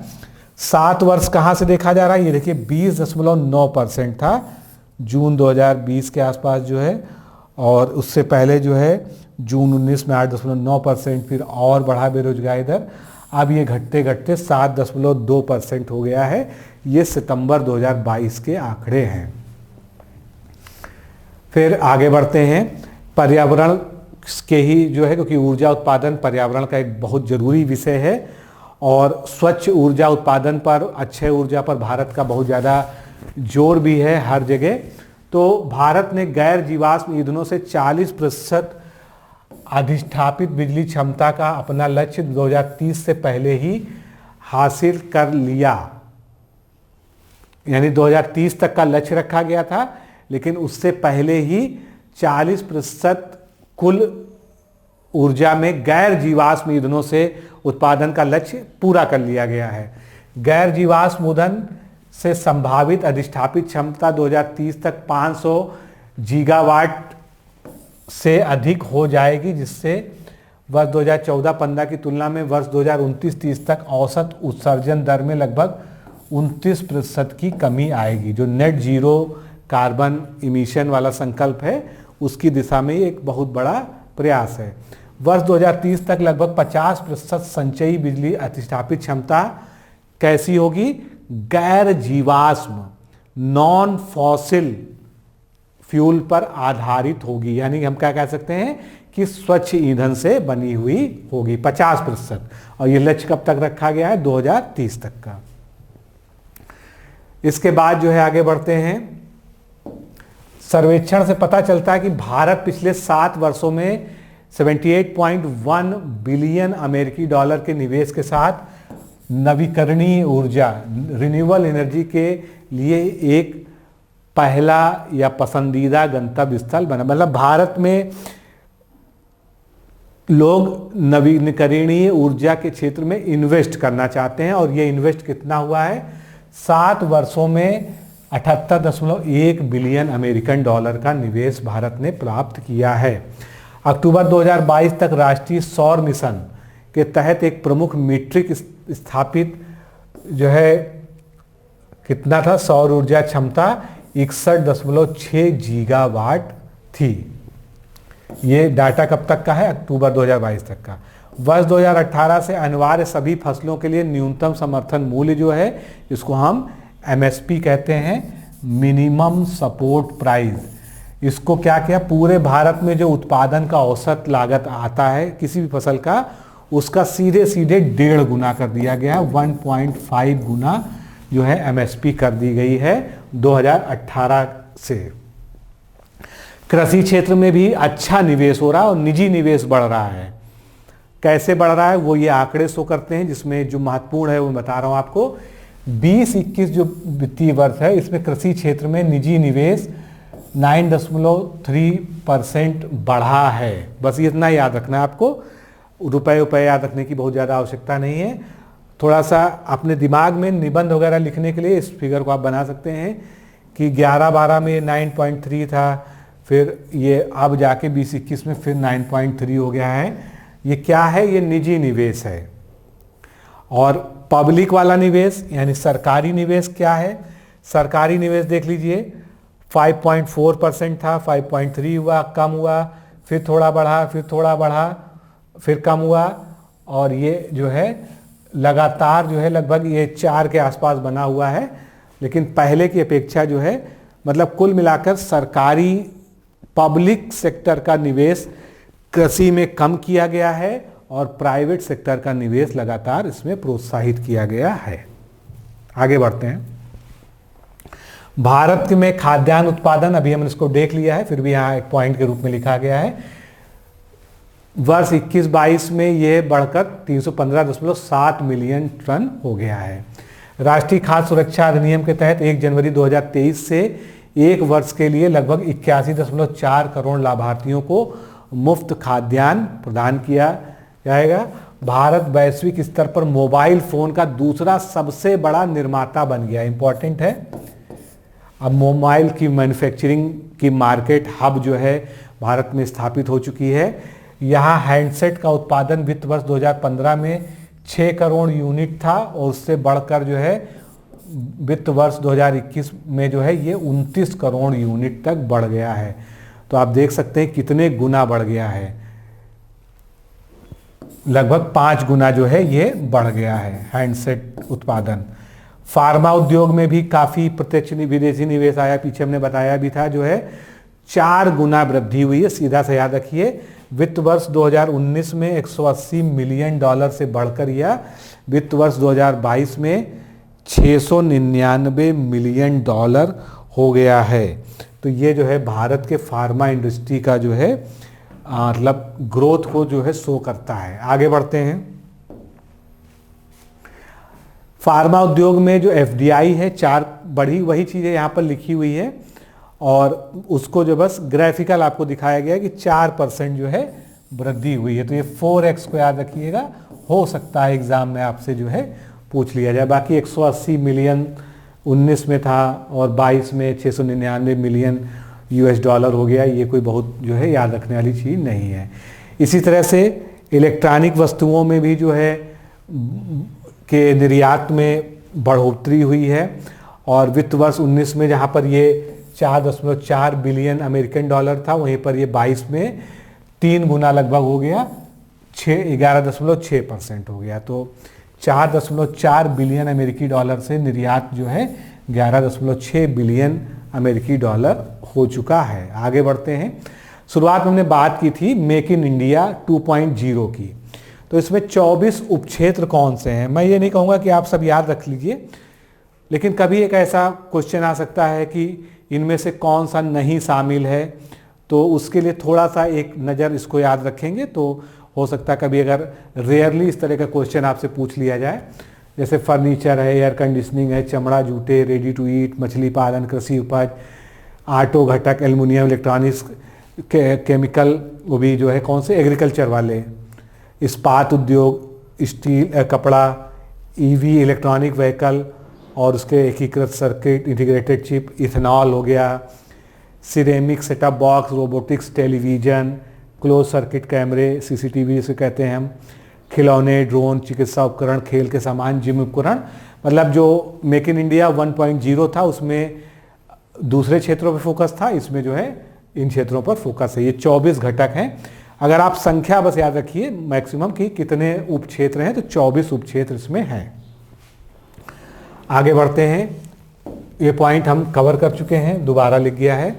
वित्त वर्ष में 2016 के 61 मतलब 6061 किलोमीटर की तुलना में वित्त वर्ष 2022 के दौरान 10,457 किलोमीटर राष्ट्रीय राजमार्गों ऑब्लिक सड़कों का निर्माण किया गया है। कोई बहुत ही ऐसा डेटा नहीं जिसको आपको याद ही रखना है, लेकिन कभी कंपैरेटिव जो है आपसे पूछा जा सकता है। भारत में कुल टेलीफोन उपभोक्ता जो हैं उनकी संख्या 117.8 करोड़ है। अब इस टेलीफोन उपभोक्ता में सितंबर 2022 तक की ये डाटा है, 44.3% जो उपभोक्ता कैसे हैं, ग्रामीण हैं। तो ये भी एक अच्छी बात है कि अब जो है जो कम्युनिकेशन, जो संचार क्रांति थी वो गांव तक पहुंच गई है। टोटल जो करोड़ 117.8 करोड़ टेलीफोन कनेक्शन है, उनमें 44.3% जो है ग्रामीण उपभोक्ता हैं। कुल टेलीफोन उपभोक्ताओं में 98% मोबाइल फ़ोन है, मतलब लैंडलाइन का यूज़ बहुत रेयर हो गया है, कम हो गया है। इस पूरे में 98% जो है क्या है, वो है मोबाइल फ़ोन्स हैं। मार्च 2022 तक भारत में कुल टेली घनत्व यही होता है कि कुल जनसंख्या में कितने लोगों के पास जो है टेलीफोन की सुविधा है, तो वो जो है 84.8% था। 2015 से 2021 के दौरान ग्रामीण इंटरनेट उपभोक्ताओं की संख्या में 200% की वृद्धि हुई है। यानी 2015 में अगर किसी गांव में 100 लोग इंटरनेट यूज़ करते थे, तो 2021 पहुंचते पहुंचते वहां पर 200 लोग यूज़ कर रहे हैं। 200 कितने प्रतिशत की वृद्धि हुई है, 200% की वृद्धि हुई है। ठीक है, आगे बढ़ते हैं। श्रम बाजार जो है कोविड-19 की जो है सिचुएशन से उबर चुका है और बेरोजगारी दर वर्ष जो 18-19 में 5.8% थी, इससे गिरकर जो है 20-21 में 4.2% हो गई है। ये हमने पीछे भी देखा था आंकड़ा जो है। ग्रामीण महिला श्रम बाल भागीदारी वर्ष 18-19 में जो है 19.7 से बढ़कर 20-21 में साथ हो गया है। तो यानी श्रम में महिलाओं की भागीदारी बढ़ी है, ये आंकड़ा बस ये शो करता है। असंगठित श्रमिकों के लिए जो है एक राष्ट्रीय डेटाबेस बनाने के लिए ई श्रम पोर्टल भारत सरकार द्वारा लॉन्च किया गया था और 31 दिसंबर 2022 तक देखें तो 28.5 करोड़ से अधिक श्रमिकों को पंजीकृत किया गया है। ये सब डाटा बहुत ज़्यादा महत्वपूर्ण नहीं है, बस इसको बताने का उद्देश्य है कि अगर आपने एक दो बार इस वीडियो को देख रखा है तो कभी जो है इस तरह का कोई प्रश्न आपके सामने आ जाता है तो आपको जो है चीज़ें याद आ जाएंगी। राजस्व सुधार भी हो रहा है, लगातार हो रहा है। किस तरह से हो रहा है, तो जो हम राजस्व का स्रोत हम देखते हैं पहले। सकल कर राजस्व 15.5, ये पहले अवधि समझ लीजिए, ये है अप्रैल से नवंबर 2022 के लिए। साल दर साल विकास दर लंबी अवधि के औसत से अधिक है। तो ये जो है जो ग्रीन से दिया गया है ये अप्रैल से नवंबर 2022 है और ये जो है पूरे 13 से 19 तक का जो है एक एवरेज दिया गया है। तो अप्रैल से नवंबर 2022 में 15.5% है सकल कर राजस्व और पूरा जो है जो ये 2013 वित्तीय वर्ष से शुरू होकर 19 तक का दिया गया है वो ये है। इसी तरह से प्रत्यक्ष कर देखिए, डायरेक्ट टैक्स में 13.9% है, कारपोरेट टैक्स 21.1%, अन्य आयकर जो है 26.8%। ये बहुत महत्वपूर्ण नहीं है, पर आपको ये पता होना चाहिए कि डायरेक्ट टैक्स जो है सबसे ज़्यादा है। अब यहाँ पर इसको देखते हैं, ग्रॉस टैक्स रेवेन्यू, जो टैक्स से हमारा राजस्व प्राप्त हो रहा है, ये फाइनेंशियल ईयर 23 के लिए जो बजटीय अनुमान है उसके हिसाब से सबसे ज़्यादा कहाँ से आ रहा है ये आपसे पूछा जा सकता है। तो सबसे ज़्यादा आप देख रहे हैं इसमें जीएसटी से आ रहा है। जीएसटी कर राजस्व का जो है सबसे बड़ा स्रोत है और उसके बाद जो है व्यक्तिगत आयकर और कारपोरेट टैक्स दोनों बराबर है, 26% है। एक्साइज ड्यूटी से 12%, कस्टम से जो है 8%। बस आपको याद रखना है कि सबसे ज़्यादा जीएसटी से जो है हम कर राजस्व प्राप्त कर रहे हैं। और जीएसटी से कितना आ रहा है, जीएसटी से हर बार रिकॉर्ड बन रहा है। तो औसत मासिक सकल जीएसटी संग्रह में वृद्धि आप देख लीजिए जो है ये सभी वित्त वर्ष का दिया गया है और आपको केवल और केवल वित्त वर्ष 23 जो है दिसंबर तक का, यानी ये क्या है 2022 से 23, इसमें दिसंबर तक की जो पोजीशन है 1.4949 लाख करोड़ रुपए, ये जो है मासिक सकल जीएसटी संग्रह में वृद्धि दर दर्ज की गई है। आगे बढ़ेंगे। मित्र राष्ट्रों के सापेक्ष भारत के सकल घरेलू उत्पाद यानी जीडीपी के परसेंट और सरकारी ऋण में मामूली वृद्धि दर्ज की गई है। तो पहले जो है इंडिया को देख लीजिए, फिर मित्र राष्ट्रों को देखिए। इंडिया जो है क्या कहता है, 2005 में, ये जो रेड में है ये 2005 है। 2005 में ये कितना था, 81% था और 84% कब हुआ है, ये 2021 में। और ये क्या रेशियो हम देख रहे हैं, सकल घरेलू उत्पाद यानी जीडीपी से सरकारी ऋण, जो भारत का सरकारी ऋण है उसके जो है अनुपात को हम देख रहे हैं। 81% से 84% हुआ है 2021 में और 81 था 2005 में। तो ये बहुत ही मामूली वृद्धि है, यानी ये ठीक चल रहा है। वहीं पर और देशों का आप देख लीजिए, जैसे जापान को एक बड़ी इकोनॉमी मानते हैं आप, 174 से 263 हो गया। यूएस 66% से 128%, यूके 39 से 95%। किसी का आपको याद नहीं रखना, आपको याद इंडिया का रखना है। आप देख सकते हैं कि भारत जो है भले ही कैसी भी विषम इकोनॉमिक सिचुएशंस रही हों, लेकिन उसमें जो है एक मजबूती से जो है अपने आप को खड़ा रखे हुए हैं। शेयर बाजार के प्रदर्शन की बात कर लेते हैं। तो शेयर बाजार में भारत का प्रदर्शन निरंतर जो है बढ़ा है और अन्य देशों का कंपैरिजन देखिए, यहाँ देखिए सब में गिरावट है। ये अप्रैल से दिसंबर तक की बात है 2022 की। इंडिया ने सबको पीछे छोड़ दिया है, 3.9% की पॉजिटिव ग्रोथ है। यहाँ पर आप देख रहे हैं सबकी निगेटिव ग्रोथ है। ये देखिए सब निगेटिव ग्रोथ किए हैं। भारत ही एक देश ऐसा है जिसने पॉजिटिव ग्रोथ की है। ये बड़ी अर्थव्यवस्थाओं की हम यहाँ पर बात कर रहे हैं। फिर जो है आगे बढ़ते हैं, इन्हांस्ड गवर्नमेंट एक्सपेंडिचर यानी सरकारी व्यय। सरकारी व्यय में निरंतर वृद्धि की जा रही है। कैपिटल एक्सपेंडिचर गवर्नमेंट वाला, किस किस सेक्टर में कितनी कितनी वृद्धि हो रही है। सबसे पहले एजुकेशन, शिक्षा की बात करते हैं।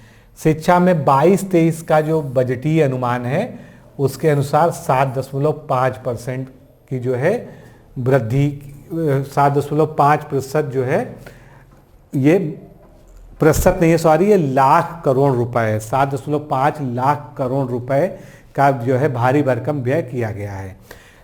स्वास्थ्य के क्षेत्र में बात करते हैं, 5.4 लाख करोड़ रुपए का व्यय किया गया है। वहीं पर बाकी अन्य सेक्टर्स की बात करते हैं, उसमें 8.2 का जो है लाख करोड़ का भारी भरकम व्यय किया गया है।